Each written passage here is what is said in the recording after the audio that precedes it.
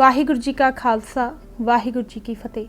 Punjabi audio book YouTube channel सुन रहे सारे ਸਰੋਤਿਆਂ ਨੂੰ मेरे मनिंदर कौर ਵੱਲੋਂ प्यार भरी सत श्री अकाल। किताब सिखां दी सिद्धांतक घेराबंदी भाग 10वां पन्ना नंबर 197। सभ्याचारक समागमां दी राजनीति। दरबार साहिब उत्ते हमले तो पहलां सारे पंजाब अंदर दफा 144 लागू कर दित्ती गई सी अते हर किस्म के रोस प्रगटावे उत्ते सख्त पाबंदियां ला दित्तियां गईयां सन। यह हालत 9 महीने तक जारी रही, पर पंजाब के राजपाल अर्जुन सिंह ने 31 मार्च 1985 ਨੂੰ पंजाब के सारे जिला अधिकारियों ਨੂੰ हदायतां जारी कीतियां कि दफा 144 ਵਿੱਚ ਛੋਟ ਦਿੰਦੇ ਹੋਏ धर्म निरपक्ष राजसी पार्टियां ਤੇ ਹੋਰਨਾਂ ਜਥੇਬੰਦੀਆਂ ਨੂੰ रैलियां ਕਰਨ ਦੇ ਅਧਿਕਾਰ ਦੇ ਦਿੱਤੇ ਜਾਣ। उसने इस फैसले का मंतव स्पष्ट करदियां कहा, सैकुलर पार्टियां दीयां सरगर्मियां नूं उत्साहित करन दी लोड़ है तां जो फिरकू प्रचार करन वालियां दा टाकरा कीता जा सके। गवर्नर का यह बयान संयोग नाल 1 अप्रैल, जिसनूं पश्चिमी रीत मुताबक मूर्खां दे दिवस वजों मनाया जाता है, नूं छपिया सी। इस खुल का फायदा उठाते हुए पंजाब दीयां 5 नक्सली जथेबंदियां ने रल के 8 अप्रैल नूं देश भगत यादगार हाल जलंधर विखे एक सियासी कन्वेंशन की, जिस विच उन्होंने पंजाब अंदर अशांति ते फिरकू तनाव पैदा करन लई दोनों धिरां सरकार अते सिख संघर्षशील ताकतां नूं बराबर दे दोषी ठहराया अते पंजाब मसले दे सियासी हल की गल की। उन्हां वल्लों दोवां धिरां नूं बराबर दोषी ठहराउण अते दोवां दे खिलाफ लड़न दे दावे की असलीयत अगे जाके उजागर की जाएगी। हाल की घड़ी उन्हां दीयां मुढ़ले दौर दीयां कुछ कुछ सभ्याचारक सरगर्मियां उत्ते संखेप नज़र मारदे हां, जिस तो उन्हां दे हाकम धिर वल्लों विछाए जाल विच फसन अते अंत विच भारती हुक्मरानां दे भाईवाल ते पिछलग बण जाण दे सिलसिले नूं समझना सौखा हो जाएगा। जिथों तक रवायती कम्यूनिस्ट पार्टियां का संबंध है, उन्होंने सिख संघर्ष विरुद्ध हाकम धिर नूं मिलवर्तन जुटाउण विच किसी किस्म की सिद्धांतक ते मानसिक दिक्कत नहीं सी। उन्हां दी यह दुविधा चिरोकणी दूर हो चुकी सी, पर नक्सलियां लई यह कारज थोड़ा औखा सी। जिहड़े राज नूं ओह नित दिहाड़ी लोक दुश्मन, जालम, लुटेरा ते लहू पीना कहिंदे नहीं थकदे सन, अते जिहड़े राज ने अजे एक दहाका पहलां उन्हां उत्ते बेतहाशा जबर ढाया सी ते उन्हां दे दर्जनां साथियां नूं बेरहमी नाल गोलियां मार के मौत दे घाट उतार दिता सी, उसे राज नाल प्यार पींघां पाउणियां कोई सौखा काम नहीं सी। इस दा राह डकदियां सिद्धांतक औकड़ां नालों उन्हां लई मानसिक उलझणां नूं सर करना ज़्यादा मुश्किल सी। सिद्धांतक औकड़ां प्रोफैसर बिपिन चंद्र ने हल कर दित्तियां सन। मानसिक उलझणां दूर करन विच क्रिड दे संचालक रछपाल मल्होत्रा ने अहम रोल निभाया। उस नूं इनकलाब दे कारज तो वेले होए नक्सलियां दे नाटकां ते गीतां वाजियां दे उलार शौक की कमजोरी का पता सी। इस करके उसने इक्को दम राजसी तंद पाउण दी बजाय सभ्याचारक पूणी छोण दा दा पेचक पैंतड़ा अपनाया। इस मंतव नाल उसने गुरशरण सिंह नाल राबता कायम किया ते उसनूं हकूमती जुल्मां दा सेक झल रही पंजाब दी धरती उत्ते सभ्याचारक मेले लाउण लई प्रेरिया। इस नाल एक तां गिद्धे भंगड़े पा के लोगों का हकूमती हनेरगर्दी तो ध्यान लांबे किया जा सकता सी। दूजा, इस दे जरिए इनकलाबी जज्बे तो सुरखरू हो चुके नक्सलियां ते उन्हां दे हमायती विद्वानां, लेखकां, साहित्यकारां ते कलाकारां नूं सरकारी तंत्र दे नेड़े लियाउण अते इस तरह उन्हां दीयां नैतिक कमजोरियां, मान वडियाई, शौहरत, दौलत, अहुदियां ते इनामां सन्मानां दी भुख दा राजसी लाहा लैण दा कारज आसान हुंदा सी। इस मुहिम का आगाज़ लुधियाने तो किया गया। पंजाबी भवन लुधियाना विखे खब्बे पखियां दे असर रसूख वालियां 2 संस्थावां पंजाब संगीत अकैडमी ते पंजाब साहित्य अकैडमी दे सांझे उद्यम नाल 5 अप्रैल तो लैके 11 अप्रैल 1985 तक संगीत नाटक मेला किया गया। मेले का उद्घाटन पंजाब के गवर्नर श्री अर्जुन सिंह के आशीर्वाद नाल 4 अप्रैल नूं चंडीगढ़ के टैगोर थिएटर विखे एक रंगारंग प्रोग्राम नाल होया, जिथे कौमी एकीकरण ते देश भगती बारे गाए गीतां तो इलावा गिद्धा ते भंगड़ा पाया गया। पंजाबी भवन लुधियाना विखे हफ्ता भर चले समागमां अंदर अद्धी दर्जन के करीब नाटक खेडे गए। 6 अप्रैल के समागमां का आरंभ पंजाब के साबका मुख मंत्री दरबारा सिंह ने किया। उसने कलाकारां ते लेखकां नूं अपणियां कला किरतां ते ਲਿਖਤਾਂ ਦੇ ਜ਼ਰੀਏ ਰਾਸ਼ਟਰਵਾਦ ਤੇ ਦੇਸ਼ ਭਗਤੀ ਦੀਆਂ ਭਾਵਨਾਵਾਂ ਮਜ਼ਬੂਤ ਕਰਨ ਦਾ ਸੱਦਾ ਦਿੱਤਾ। ਜ਼ਿਆਦਾਤਰ ਨਾਟਕਾਂ ਦਾ ਵਿਸ਼ਾ ਵਸਤੂ ਸਮਾਜਿਕ ਤੌਰ ਤੇ ਨਿਰਪੱਖ ਮਸਲੇ ਜਿਵੇਂ ਮਹਿੰਗਾਈ, ਬੇਰੁਜ਼ਗਾਰੀ, ਰਿਸ਼ਵਤਖੋਰੀ ਆਦਿ ਜਾਂ ਔਰਤਾਂ ਉੱਤੇ ਜ਼ਬਰ ਵਰਗੇ ਸਮਾਜੀ ਮੁੱਦੇ ਸਨ, ਜਿਨ੍ਹਾਂ ਨਾਲ ਕਿਸੇ ਦਾ ਵੀ ਕੋਈ ਵਿਰੋਧ ਵਖਰੇਵਾਂ ਨਹੀਂ ਹੋ ਸਕਦਾ। ਪਰ ਉਸ ਵੇਲੇ ਜਦੋਂ ਸਿੱਖਾਂ ਦੇ ਹਿਰਦੇ ਛਲਣੀ ਹੋਏ ਪਏ ਸਨ, ਜਦੋਂ ਉਹਨਾਂ ਦੇ ਮਨਾਂ ਅੰਦਰ ਦਰਬਾਰ ਸਾਹਿਬ ਉੱਤੇ ਕੀਤੇ ਫੌਜੀ ਹਮਲੇ ਤੇ ਉਸ ਤੋਂ 6 ਮਹੀਨਿਆਂ ਬਾਅਦ ਦਿੱਲੀ ਤੇ ਹੋਰਨਾਂ ਥਾਵਾਂ ਉੱਤੇ ਲਹੂ ਤਿਹਾਈਆਂ ਹਿੰਦੂ ਭੀੜਾਂ ਵੱਲੋਂ ਹਜ਼ਾਰਾਂ ਦੀ ਸੰਖਿਆ ਵਿੱਚ ਨਿਰਦੋਸ਼ ਸਿੱਖਾਂ ਨੂੰ ਵਹਿਸ਼ੀ ਢੰਗਾਂ ਨਾਲ ਕਤਲ ਕੀਤੇ ਜਾਣ ਦੀਆਂ ਯਾਦਾਂ ਅਜੇ ਤਰੋ ਤਾਜ਼ਾ ਸਨ, ਅਤੇ ਜਦੋਂ ਪੰਜਾਬ ਅੰਦਰ ਭਾਰਤ ਸਰਕਾਰ ਦੀਆਂ ਹਥਿਆਰਬੰਦ ਤਾਕਤਾਂ ਵੱਲੋਂ ਸਿੱਖਾਂ ਉੱਤੇ ਅਣਮਨੁੱਖੀ ਜ਼ੁਲਮ ਢਾਏ ਜਾ ਰਹੇ ਸਨ, ਤਾਂ ਉਸ ਵੇਲੇ ਗਿੱਧੇ ਭੰਗੜੇ ਪਾਉਣੇ ਅਤੇ ਮੌਕੇ ਦੇ ਸਭ ਤੋਂ ਵੱਧ ਭਖੇ ਹੋਏ ਮਸਲੇ ਨੂੰ ਛੱਡ ਕੇ ਮਹਿੰਗਾਈ ਤੇ ਬੇਰੁਜ਼ਗਾਰੀ ਵਰਗੇ ਮੁੱਦਿਆਂ ਨੂੰ ਲੈ ਕੇ ਰੋਣ ਧੋਣ ਕਰਨਾ, ਤੇ ਉਹ ਵੀ ਸਰਕਾਰੀ ਸਰਪ੍ਰਸਤੀ ਹੇਠਾਂ ਲੋਕਾਂ ਦਾ ਸਮਕਾਲੀ ਭਖੇ ਹੋਏ ਮੁੱਦੇ ਤੋਂ ਧਿਆਨ ਲਾਂਭੇ ਹਟਾਉਣ ਦੀ ਕਪਟਪੂਰਨ ਚਾਲ ਸੀ, ਜਿਹੜੀ ਸਿੱਧੇ ਰੂਪ ਵਿੱਚ ਹੁਕਮਰਾਨ ਧਿਰ ਦਾ ਪੱਖ ਪੂਰਦੀ ਸੀ।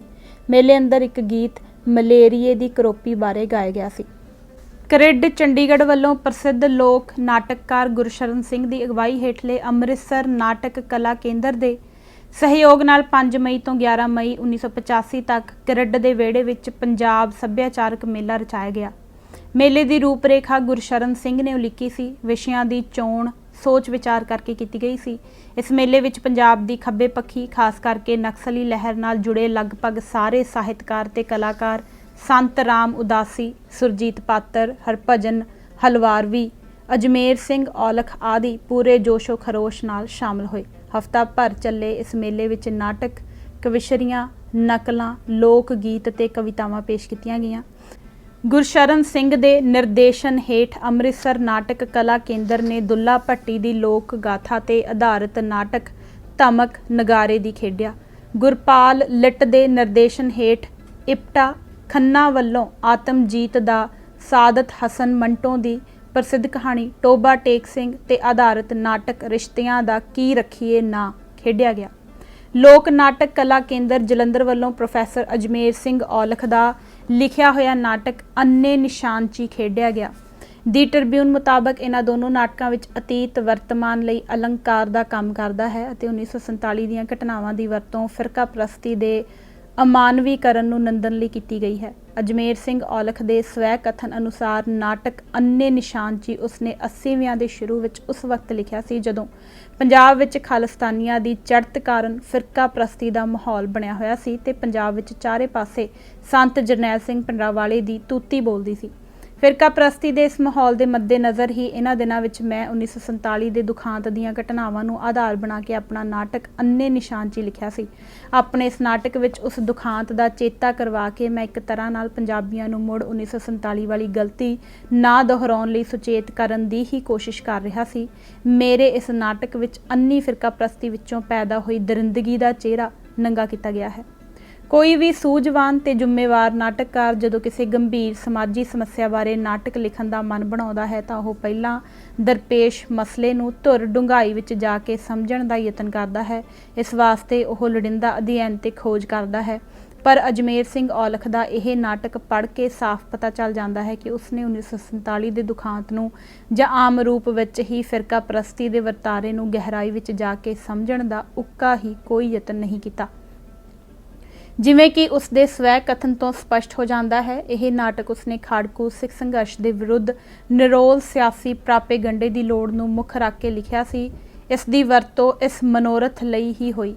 ਇਹ ਨਾਟਕ ਖੱਬੇ ਪੱਖੀ ਜਥੇਬੰਦੀਆਂ ਤੋਂ ਇਲਾਵਾ ਸਰਕਾਰੀ ਤੇ ਨੀਮ ਸਰਕਾਰੀ ਸੰਸਥਾਵਾਂ ਦੀ ਮੰਗ ਉੱਤੇ ਹੀ ਵੱਧ ਖੇਡਿਆ ਗਿਆ। ਇਹ ਫਿਰਕਾ ਪ੍ਰਸਤੀ ਤੇ ਸਿੱਖ ਖਾੜਕੂ ਸੰਘਰਸ਼ ਬਾਰੇ ਪੰਜਾਬ ਦੀ ਖੱਬੇ ਪੱਖੀ ਧਿਰ ਦੀ ਪੱਖਪਾਤੀ ਸਮਝ ਦੀ ਪ੍ਰੋੜਤਾ ਕਰਦਾ ਹੈ। ਪੰਜਾਬ ਦੇ ਇੱਕ ਵਿਦਵਾਨ ਨੇ 1947 ਦੀ ਵੰਡ ਬਾਰੇ ਲਿਖੀਆਂ ਗਈਆਂ ਕਹਾਣੀਆਂ ਦੇ ਅੰਗਰੇਜ਼ੀ ਸੰਗ੍ਰਹਿ ਦਾ ਪੜਚੋਲਵਾਂ ਮੁਲਾਂਕਣ ਕਰਦੇ ਹੋਏ ਇਹ ਠੀਕ ਤੇ ਵਾਜਬ ਰਾਏ ਪ੍ਰਗਟਾਈ ਸੀ ਕਿ ਗਲਪਕਾਰ ਥੋੜੇ ਜਿਹੀਆਂ ਨੂੰ ਛੱਡ ਕੇ ਆਮ ਕਰਕੇ ਰਾਜਸੀ ਪੱਖੋਂ ਸੱਦੜ ਹੁੰਦੇ ਹਨ। ਉਹ ਇਸ ਤਰ੍ਹਾਂ ਕਿ ਉਹਨਾਂ ਦੀ ਗਲਪ ਕਲਪਨਾ ਸਮਕਾਲੀ ਗਾਲਬ ਰਾਜਸੀ ਵਿਚਾਰਧਾਰਾਵਾਂ ਦੇ ਘੇਰੇ ਵਿੱਚ ਹੀ ਕੰਮ ਕਰਦੀ ਹੈ। ਜਿਵੇਂ ਕਿ ਪਿੱਛੇ ਜ਼ਿਕਰ ਹੋ ਚੁੱਕਾ ਹੈ, 1947 ਦੀ ਵੰਡ ਬਾਰੇ ਖੱਬੇ ਪੱਖੀਆਂ ਦੀ ਸਮਝ ਪ੍ਰਚਲਿਤ ਰਾਸ਼ਟਰਵਾਦੀ ਪ੍ਰਵਚਨ ਦੇ ਅਨੁਸਾਰ ਹੈ, ਜਿਹੜੀ ਮੌਜੂਦਾ ਸੰਦਰਭ ਅੰਦਰ ਭਾਰਤ ਦੇ ਹਿੰਦੂ ਹਾਕਮਾਂ ਦੇ ਹਿੱਤਾਂ ਦੇ ਪੂਰੀ ਤਰ੍ਹਾਂ ਅਨੁਕੂਲ ਹੈ। दी ट्रिब्यून ने इस मेले का लेखा जोखा करदियां लिखिया सी कि इस मेले का दुगना स्वागत करना चाहिए है, क्योंकि लोगों अंदर यह सोझी प्रफुल्लित हो रही है कि पंजाब की मौजूदा गड़बड़ दीयां बुनियादां सभ्याचार के संकट विच लगियां होईयां हन ते इसनूं सिर्फ राजसी ते प्रबंधकी पद्धरां ते ही भांज नहीं दित्ती जा सकती, इसनूं बराबर सभ्याचारक पद्धर ते भी टक्कर दित्ती जानी चाहिए है। अखबार मुताबिक क्रिड द्वारा की गई खोज इस सिट्टे ते पुजी है कि निरा आर्थिक विकास मनुखी मन का विधान नहीं बदल सकता, यह भूमिका सभ्याचार ने निभाउणी हुंदी है। इशारा साफ है, पंजाब दे लोकां दे मनां दे विधान बदलन दा इत्थे जो भाव निकलदा है वो यह है कि उन्हां नूं धर्म के प्रभाव तो मुक्त किया जाए, अर्थात उन्हां दा आधुनिकीकरण पश्चिमीकरण किया जाए, जिहड़ा कि निरोल आर्थिक विकास नाल संभव नहीं। यह कारज सभ्याचारक यत्नां दे जरिए ही हो सकता है।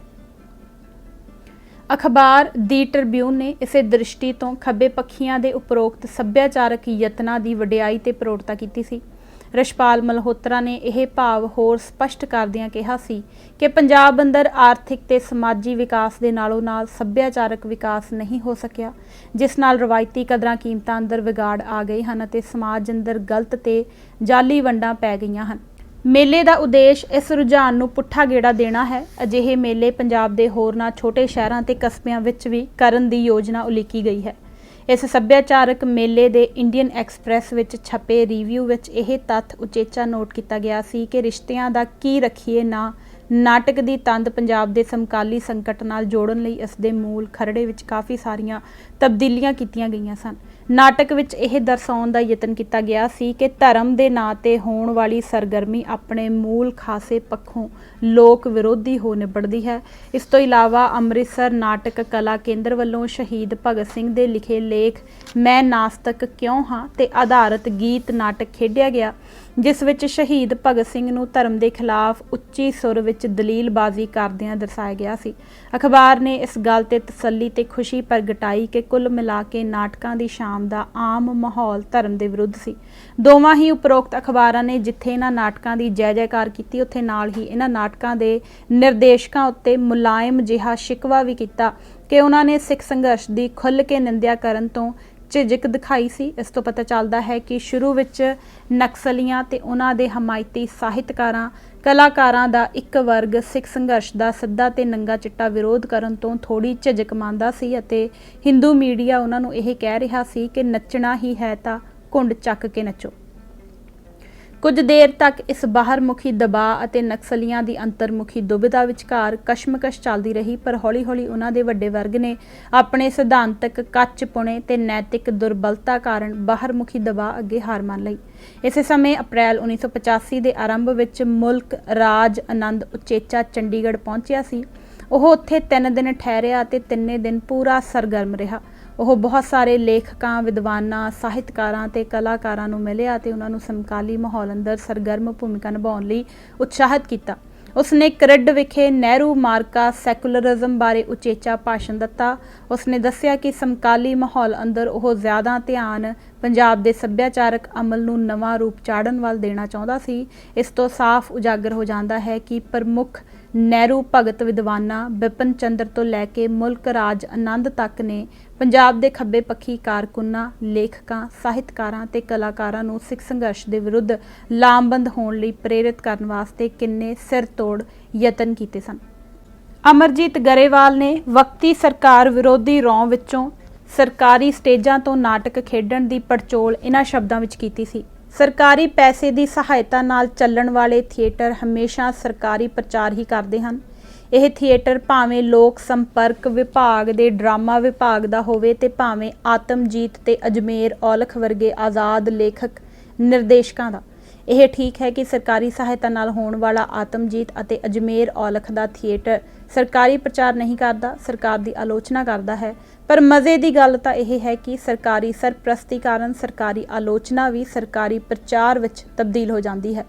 मन लवो कि आतमजीत अजमेर औलख अते गुरशरण सिंह सरकारी पैसे की सहायता नाल अजिहे नाटक खेडते हैं जिन्हां विच अफसरशाही दे भ्रिष्टाचार, पुलिस दे जुल्मां अते बेज़मीने मजदूरां दी लुट खसुट दा नंगा चिट्टा चित्रण है।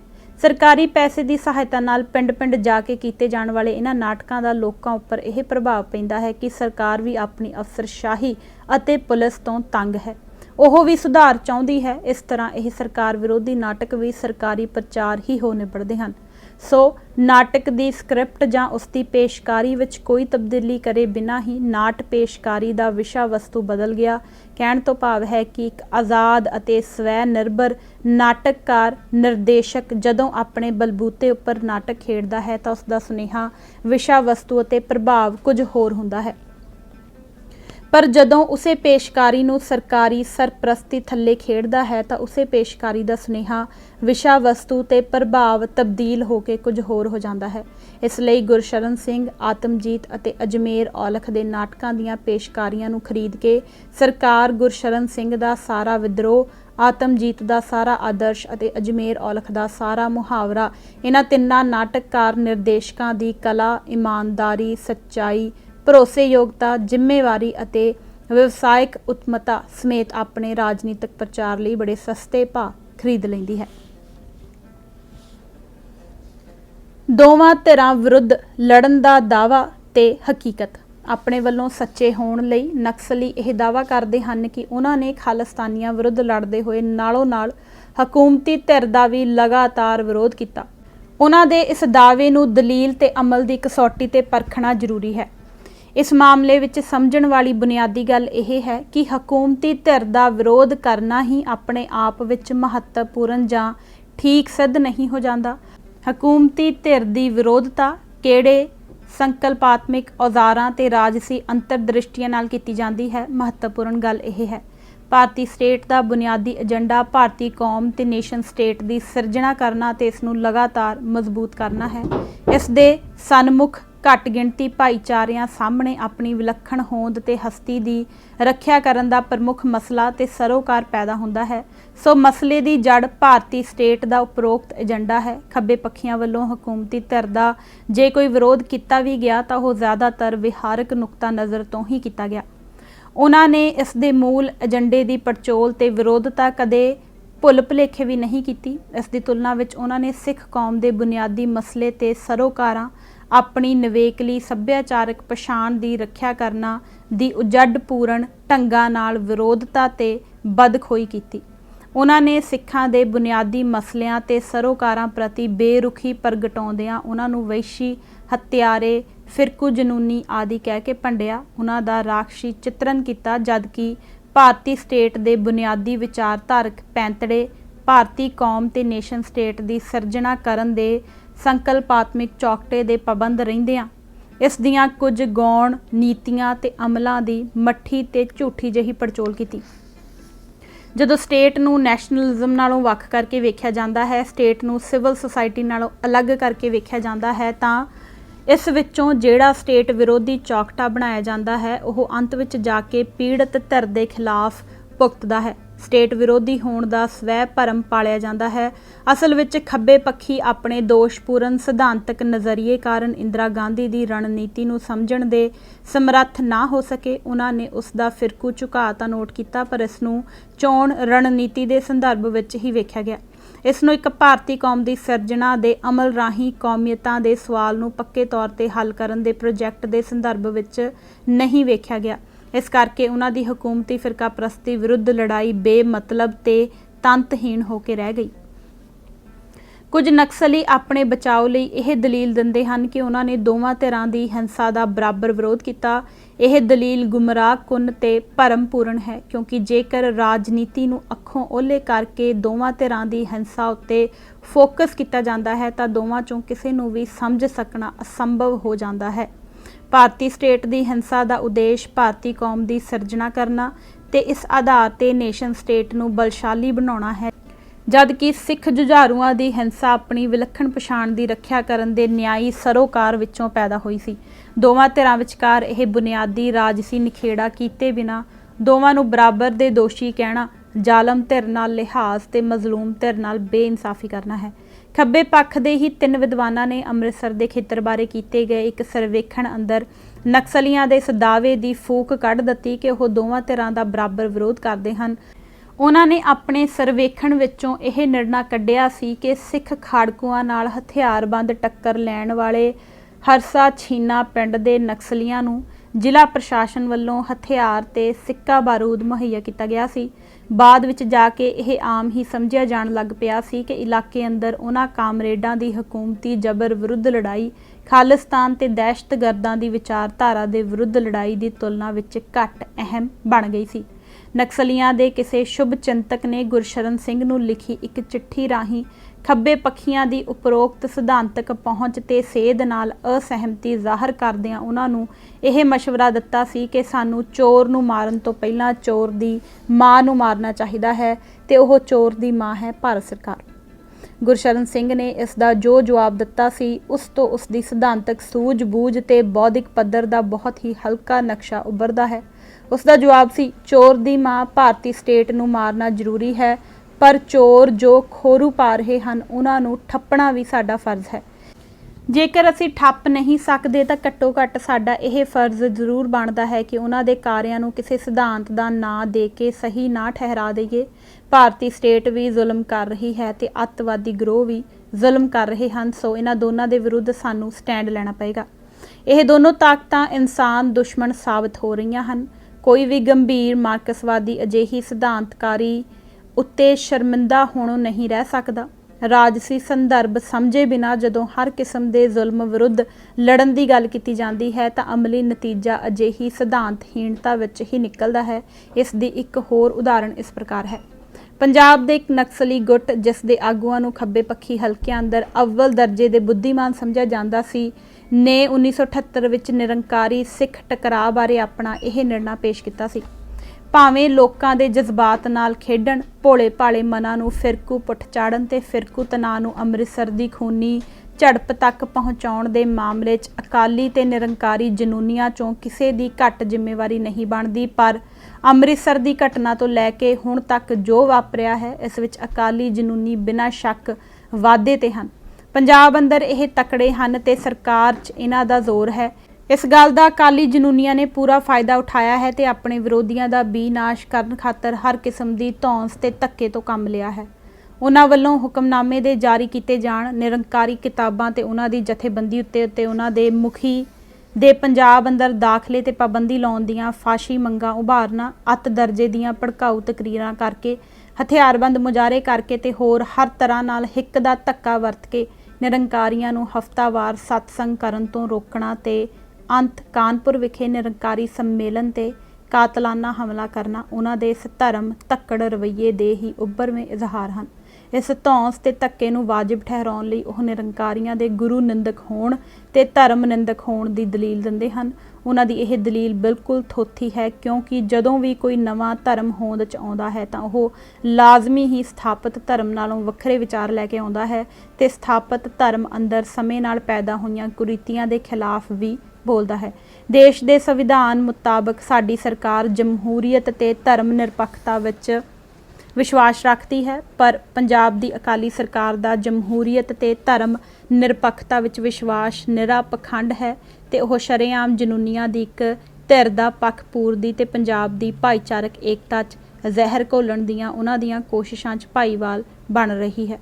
ਉੱਪਰ ਦਿੱਤੇ ਤੱਥਾਂ ਦੀ ਰੌਸ਼ਨੀ 'ਚ 3 ਸਿੱਟੇ ਨਿਕਲਦੇ ਹਨ। ਪਹਿਲਾ, ਅਕਾਲੀ ਜਨੂਨੀਆਂ ਤੇ ਪੰਜਾਬ ਸਰਕਾਰ ਦੇ ਧਰਮ ਧੱਕੜ ਰਵੱਈਏ ਨਾਲ ਅਕਾਲੀ ਨਿਰੰਕਾਰੀ ਝਗੜਾ ਹੁਣ ਤਕੜੇ ਦਾ ਮਾੜੇ ਉੱਪਰ ਜ਼ੋਰਾਵਰੀ ਦਾ ਮਸਲਾ ਬਣ ਗਿਆ ਹੈ। ਦੂਜਾ, ਅੱਜ ਪੰਜਾਬ ਅੰਦਰ ਫਿਰਕੂ ਜ਼ਹਿਰ ਫੈਲਾਉਣ ਦੇ ਮੁੱਖ ਦੋਸ਼ੀ ਅਕਾਲੀ ਜਨੂਨੀ ਤੇ ਮੌਕਾ ਤਾੜੂ ਅਕਾਲੀ ਸਿਆਸਤਦਾਨ ਬਣ ਰਹੇ ਹਨ।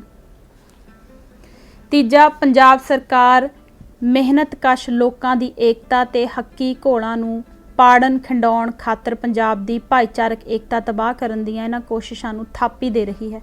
ਇੱਥੇ ਨੋਟ ਕਰਨ ਵਾਲੀ ਉਗੜਵੀਂ ਗੱਲ ਇਹ ਹੈ ਕਿ ਸਾਰੀ ਲਿਖਤ ਅੰਦਰ ਕੇਂਦਰ ਦੀ ਤਤਕਾਲੀ ਜਨਤਾ ਸਰਕਾਰ ਦੇ ਨਿਰੰਕਾਰੀਆਂ ਦੀ ਸਰਪ੍ਰਸਤੀ ਕਰਨ ਤੇ ਉਸਦੇ ਉਗੜਵੇਂ ਪੱਖਪਾਤੀ ਹਿੰਦੂ ਫਿਰਕਾ ਪ੍ਰਸਤ ਕਿਰਦਾਰ ਤੇ ਝੁਕਾਵਾਂ ਬਾਰੇ ਇੱਕ ਵੀ ਸ਼ਬਦ ਨਹੀਂ। ਸਿੱਖ ਨਿਰੰਕਾਰੀ ਝਗੜੇ ਦਾ ਵਿਸ਼ਲੇਸ਼ਣ ਕਰਨ ਵੇਲੇ ਭਾਰਤੀ ਰਾਜ ਅਥਵਾ ਕੇਂਦਰ ਸਰਕਾਰ ਦੇ ਰੋਲ ਨੂੰ ਮੁਕੰਮਲ ਤੌਰ ਤੇ ਨਜ਼ਰ ਅੰਦਾਜ਼ ਕੀਤਾ ਗਿਆ ਹੈ, ਜਿਸ ਕਰਕੇ ਭੈਂਗੀਆਂ ਅੱਖਾਂ ਨੂੰ ਪੰਜਾਬ ਸਰਕਾਰ ਦਾ ਧਰਮ ਧੱਕੜ ਰਵੱਈਆ ਹੀ ਨਜ਼ਰ ਆਇਆ ਹੈ। ਭਾਰਤ ਸਰਕਾਰ ਦੇ ਧਰਮ ਧੱਕੜ ਰਵੱਈਏ ਤੇ ਉਸਦੇ ਮਾਰੂ ਅਸਰ ਨਜ਼ਰ ਨਹੀਂ ਪਏ।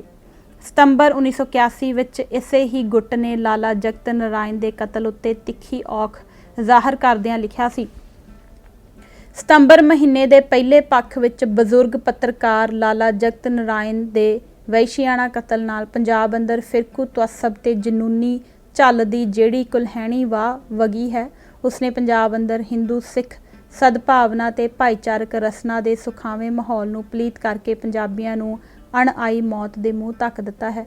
ਲਾਲਾ ਜਗਤ ਨਾਰਾਇਣ ਦਾ ਕਤਲ ਅਤੇ ਉਸ ਤੋਂ ਬਾਅਦ ਸੰਤ ਭਿੰਡਰਾਂਵਾਲੇ ਦੇ ਅੱਗ ਚੱਬਦੇ ਪੈਰੋਕਾਰਾਂ ਅਤੇ ਹੋਰ ਸਿੱਖ ਜਨੂਨੀ ਹਲਕਿਆਂ ਵੱਲੋਂ ਮਚਾਇਆ ਫਿਰਕੂ ਧਮੱਚੜ ਅਤੇ ਮਾਰ ਕਾਟ ਦੀਆਂ ਵਾਰਦਾਤਾਂ ਕਿਸੇ ਵਕਤੀ ਉਬਾਲ ਦਾ ਸਿੱਟਾ ਨਹੀਂ, ਸਗੋਂ ਧਰਮ ਪ੍ਰਚਾਰ ਤੇ ਧਰਮ ਦੀ ਰਾਖੀ ਦੇ ਨਾਂ ਹੇਠਾਂ ਧਾਰਮਿਕ ਅਸਹਿਣਸ਼ੀਲਤਾ ਤੇ ਜਜ਼ਬਾਤ ਭੜਕਾਊ ਤਕਰੀਰਾਂ ਰਾਹੀਂ ਪੈਦਾ ਕੀਤੀ ਤੇ ਪਾਲੀ ਪੋਸੀ ਫਿਰਕੂ ਨਫ਼ਰਤ ਦੀ ਲੰਬੀ ਕੜੀ ਦੀ ਇੱਕ ਕੁਲੱਛਣੀ ਸਿਖਰ ਹੈ। ਸਾਰੀ ਟਿੱਪਣੀ 'ਚੋਂ ਭਾਰਤੀ ਰਾਸ਼ਟਰਵਾਦ ਦਾ ਸਿਧਾਂਤਕ ਚੌਕਟਾ ਪੂਰੀ ਤਰ੍ਹਾਂ ਗਾਇਬ ਹੈ। ਇਸ ਸਮਝ ਦਾ ਮੰਤਕੀ ਸਿੱਟਾ ਦਰਬਾਰ ਸਾਹਿਬ ਉੱਤੇ ਫੌਜੀ ਹਮਲੇ ਦੀ ਜੈ ਜੈਕਾਰ ਕਰਨ ਵਿੱਚ ਨਿਕਲਿਆ। ਉਪਰੋਕਤ ਨਕਸਲੀ ਗੁੱਟ ਨੇ ਆਪਣੇ ਪਰਚੇ ਵਿੱਚ ਹਮਲੇ ਦੀ ਪ੍ਰੋੜਤਾ ਕਰਦਿਆਂ ਲਿਖਿਆ, ਖਾਲਿਸਤਾਨੀ ਦਹਿਸ਼ਤਗਰਦਾਂ ਖਿਲਾਫ ਹਕੂਮਤ ਵੱਲੋਂ ਹਥਿਆਰਬੰਦ ਹੱਲਾ ਬੋਲਿਆ ਜਾਣਾ ਮਾੜੀ ਗੱਲ ਨਹੀਂ ਸੀ। ਲੋਕਾਂ ਵੱਲੋਂ ਇਸ ਦੇ ਵਿਰੋਧ ਦਾ ਕਾਰਜ ਨਹੀਂ ਸੀ ਬਣਦਾ, ਸਗੋਂ ਹਰ ਲੋਕ ਪੱਖੀ ਨੂੰ ਹਕੂਮਤ, ਹਥਿਆਰਬੰਦ ਸ਼ਕਤੀਆਂ ਅਤੇ ਫਿਰਕੂ ਦਹਿਸ਼ਤਗਰਦਾਂ ਦੀ ਟੱਕਰ ਵਿੱਚ ਫਿਰਕੂ ਦਹਿਸ਼ਤਗਰਦੀ ਦੀ ਹਾਰ ਦੀ ਇੱਛਾ ਰੱਖਣੀ ਚਾਹੀਦੀ ਸੀ। ਉਹਨਾਂ ਨੇ ਸਰਕਾਰ ਦੇ ਟਾਊਟਾਂ ਦਾ ਰੋਲ ਅਖਤਿਆਰ ਕਰਦਿਆਂ ਇਹ ਨਿਰਲੱਜ ਪੋਜੀਸ਼ਨ ਲੈ ਲਈ ਸੀ ਕਿ ਸਾਨੂੰ ਦਹਿਸ਼ਤਗਰਦਾਂ ਦੇ ਠਿਕਾਣਿਆਂ ਨੂੰ ਨਸ਼ਰ ਕਰਨਾ ਅਤੇ ਖੁਦ ਪਕੜ ਕੇ ਪੁਲਿਸ ਦੇ ਹਵਾਲੇ ਕਰਨਾ ਚਾਹੀਦਾ ਹੈ। CPI ਦੀ ਪੰਜਾਬ ਇਕਾਈ ਦੇ ਸਕੱਤਰ ਅਵਤਾਰ ਸਿੰਘ ਮਲਹੋਤਰਾ ਨੇ ਦਰਬਾਰ ਸਾਹਿਬ ਉੱਤੇ ਫੌਜੀ ਹਮਲੇ ਉੱਤੇ ਜਿੱਥੇ ਖੁਸ਼ੀ ਤੇ ਤਸੱਲੀ ਜ਼ਾਹਰ ਕੀਤੀ ਸੀ, ਉੱਥੇ ਨਾਲ ਹੀ ਭਾਰਤ ਸਰਕਾਰ ਵਿਰੁੱਧ ਇਹ ਸ਼ਿਕਵਾ ਵੀ ਕੀਤਾ ਕਿ ਸਾਡੀ ਪਾਰਟੀ ਵੱਲੋਂ ਵਿਦੇਸ਼ੀ ਤਾਕਤਾਂ ਦੇ ਮਨਸੂਬਿਆਂ ਬਾਰੇ ਸਪਸ਼ਟ ਚੇਤਾਵਨੀ ਦਿੱਤੀ ਜਾਂਦੀ ਰਹੀ, ਪਰ ਲੰਮਾ ਸਮਾਂ ਇਸ ਵੱਲ ਧਿਆਨ ਨਾ ਦਿੱਤਾ ਗਿਆ। ਅਖੀਰ ਜਦੋਂ ਨਰਮ ਗੋਸ਼ਾ ਰੱਖਣ ਦੀ ਨੀਤੀ ਕਰਕੇ ਸਥਿਤੀ ਧਮਾਕਾ ਖੇਜ਼ ਬਣ ਗਈ ਤਾਂ ਫੌਜ ਸੱਦੀ ਗਈ, ਜਿਸ ਨੇ ਕਮਾਲ ਦੀ ਯੋਗਤਾ ਤੇ ਕਾਰਗਰਤਾ ਨਾਲ ਕੰਮ ਕੀਤਾ ਹੈ। ਭਾਵੇਂ ਇਸ ਨੂੰ ਆਪਣੇ ਸ਼ਲਾਘਾਯੋਗ ਸੰਜਮ ਲਈ ਕੁਰਬਾਨੀਆਂ ਦੇਣੀਆਂ ਪਈਆਂ ਅਤੇ ਭਾਰੀ ਕੀਮਤ ਭਰਨੀ ਪਈ, ਪਰ ਹੁਣ ਦਹਿਸ਼ਤ ਪਸੰਦਾਂ ਦਾ ਗੜ੍ਹ ਤੋੜ ਦਿੱਤਾ ਗਿਆ ਹੈ ਤੇ ਹਰਿਮੰਦਰ ਸਾਹਿਬ ਨੂੰ ਬਾਵਜੂਦ ਇਹਦੇ ਦੁਆਲੇ ਹੋਈ ਭਾਰੀ ਫਾਇਰਿੰਗ ਦੇ ਕੋਈ ਨੁਕਸਾਨ ਨਹੀਂ ਹੋਣ ਦਿੱਤਾ।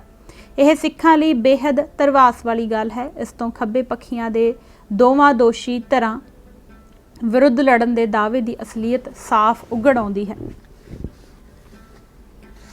ਕੁਝ ਹੋਰ ਗਵਾਹੀਆਂ ਹੇਠਾਂ ਦੋ ਖੱਬੇ ਪੱਖੀ ਨਾਮਵਰ ਲੇਖਕਾਂ ਦੇ ਸਵੈ ਕਥਨਾਂ 'ਚੋਂ ਢੁਕਵੇਂ ਹਵਾਲੇ ਦਿੱਤੇ ਜਾ ਰਹੇ ਹਨ, ਜਿਨ੍ਹਾਂ 'ਚੋਂ ਖੱਬੇ ਪੱਖੀ ਹਲਕਿਆਂ ਦੇ ਸਿੱਖ ਵਿਰੋਧੀ ਮਾਨਸਿਕ ਉਪਭਾਵਾਂ ਦੀ ਪੁਸ਼ਟੀ ਹੁੰਦੀ ਹੈ। ਅਜਮੇਰ ਸਿੰਘ ਔਲਖ ਨੇ ਆਪਣੇ ਸਵੈ ਕਥਨ ਵਿੱਚ ਜ਼ਿਕਰ ਕੀਤਾ ਹੈ ਕਿ ਬਗਾਨੇ ਬੋਹੜ ਦੀ ਛਾਂ ਨਾਟਕ ਵਿੱਚ ਇੰਦਰਾ ਗਾਂਧੀ ਦੀ ਫਿਰਕੂ ਸਿਆਸਤ ਦੇ ਖਿਲਾਫ ਇੱਕ ਸਖਤ ਟਿੱਪਣੀ ਸੀ, ਜਿਹੜੀ ਕੱਟੜ ਹਿੰਦੂ ਮਾਨਸਿਕਤਾ ਨੂੰ ਰਾਸ ਨਹੀਂ ਸੀ ਆਉਂਦੀ, ਅਤੇ ਇਸ ਟਿੱਪਣੀ ਸਦਕਾ ਮੇਰੇ ਕਈ ਵਿਦਵਾਨ ਤੇ ਕਾਮਰੇਡ ਦੋਸਤਾਂ ਨੇ ਅੰਦਰ ਖਾਤੇ ਮੈਨੂੰ ਵੀ ਖਾਲਿਸਤਾਨੀ ਮਾਨਸਿਕਤਾ ਦਾ ਸ਼ਿਕਾਰ ਹੋਇਆ ਕਹਿਣ ਤੋਂ ਗੁਰੇਜ਼ ਨਾ ਕੀਤਾ। ਕਿੰਨੀ ਕਮਾਲ ਦੀ ਗੱਲ ਹੈ, ਜਿਹੜੀ ਟਿੱਪਣੀ ਹਿੰਦੂ ਮਾਨਸਿਕਤਾ ਨੂੰ ਰਾਸ ਨਹੀਂ ਸੀ ਆਉਂਦੀ, ਉਹੀ ਖੱਬੇ ਪੱਖੀ ਵਿਦਵਾਨਾਂ ਤੇ ਕਾਮਰੇਡਾਂ ਨੂੰ ਵੀ ਬਰਾਬਰ ਪਰੇਸ਼ਾਨ ਕਰਦੀ ਸੀ। ਇਹਨਾਂ ਵਿਦਵਾਨਾਂ ਤੇ ਕਾਮਰੇਡਾਂ ਨੂੰ ਉਹਨਾਂ ਗੱਲਾਂ ਦੀ ਕੋਈ ਪਰਵਾਹ ਨਹੀਂ ਸੀ ਜਿਹੜੀਆਂ ਸਿੱਖ ਮਾਨਸਿਕਤਾ ਨੂੰ ਨਾ ਸਿਰਫ ਰਾਸ ਨਹੀਂ ਆਉਂਦੀਆਂ ਸਨ, ਸਗੋਂ ਸਿੱਖ ਮਾਨਸਿਕਤਾ ਨਾਲ ਖਿਲਵਾੜ ਕਰਦੀਆਂ ਸਨ। ਅਜਮੇਰ ਸਿੰਘ ਔਲਖ ਨੇ ਇਸ ਟਿੱਪਣੀ ਦਾ ਪ੍ਰਸੰਗ ਦੱਸਿਆ ਹੈ, ਜਿਹੜਾ ਕਿ ਦਰਬਾਰ ਸਾਹਿਬ ਉੱਤੇ ਫੌਜੀ ਹਮਲੇ ਦੌਰਾਨ ਫੌਜ ਵੱਲੋਂ ਕੀਤੇ ਹੌਲਨਾਕ ਜ਼ੁਲਮਾਂ ਦੀ ਇੱਕ ਸੱਚੀ ਕਹਾਣੀ ਉੱਤੇ ਆਧਾਰਿਤ ਹੈ।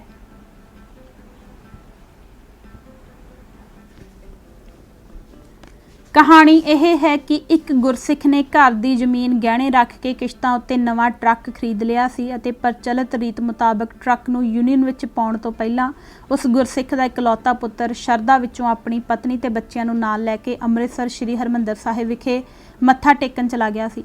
ਚਾਹ ਵਿੱਚ ਮੁੰਡਾ ਆਪਣੀ ਭੈਣ ਦੇ ਸਹੁਰੇ ਪਿੰਡ ਜਾ ਕੇ ਭੈਣ ਤੇ ਉਸਦੇ ਬੱਚਿਆਂ ਨੂੰ ਵੀ ਲੈ ਆਇਆ ਸੀ। ਸ਼ਰਧਾ ਵਸ ਸ਼੍ਰੀ ਹਰਿਮੰਦਰ ਸਾਹਿਬ ਵਿਖੇ ਮੱਥਾ ਟੇਕਣ ਆਏ ਹੋਰ ਅਨੇਕਾਂ ਸਿੱਖ ਪਰਿਵਾਰਾਂ ਸਮੇਤ ਇਹ ਪਰਿਵਾਰ ਵੀ ਅਚਾਨਕ ਕੀਤੇ ਗਏ ਫੌਜੀ ਹਮਲੇ ਦੌਰਾਨ ਦਰਬਾਰ ਸਾਹਿਬ ਅੰਦਰ ਘਿਰ ਗਿਆ ਸੀ। ਹਮਲੇ ਦੌਰਾਨ ਫੌਜੀਆਂ ਨੇ ਸਮੁੱਚੇ ਪਰਿਵਾਰ ਨੂੰ ਬਿਨਾਂ ਵਜ੍ਹਾ ਬੇਰਹਿਮੀ ਨਾਲ ਕਤਲ ਕਰ ਦਿੱਤਾ ਸੀ। ਪਿੱਛੇ ਬਚਿਆ ਇਕੱਲਾ ਬਾਪੂ ਇਸ ਹੌਲਨਾਕ ਹਾਦਸੇ ਨਾਲ ਅਰਧ ਪਾਗਲ ਹੋਇਆ ਜਣੇ ਖਣੇ ਨੂੰ ਆਪਣੀ ਦਰਦਨਾਕ ਵਿਥਿਆ ਸੁਣਾਉਣ ਲੱਗ ਪੈਂਦਾ ਸੀ।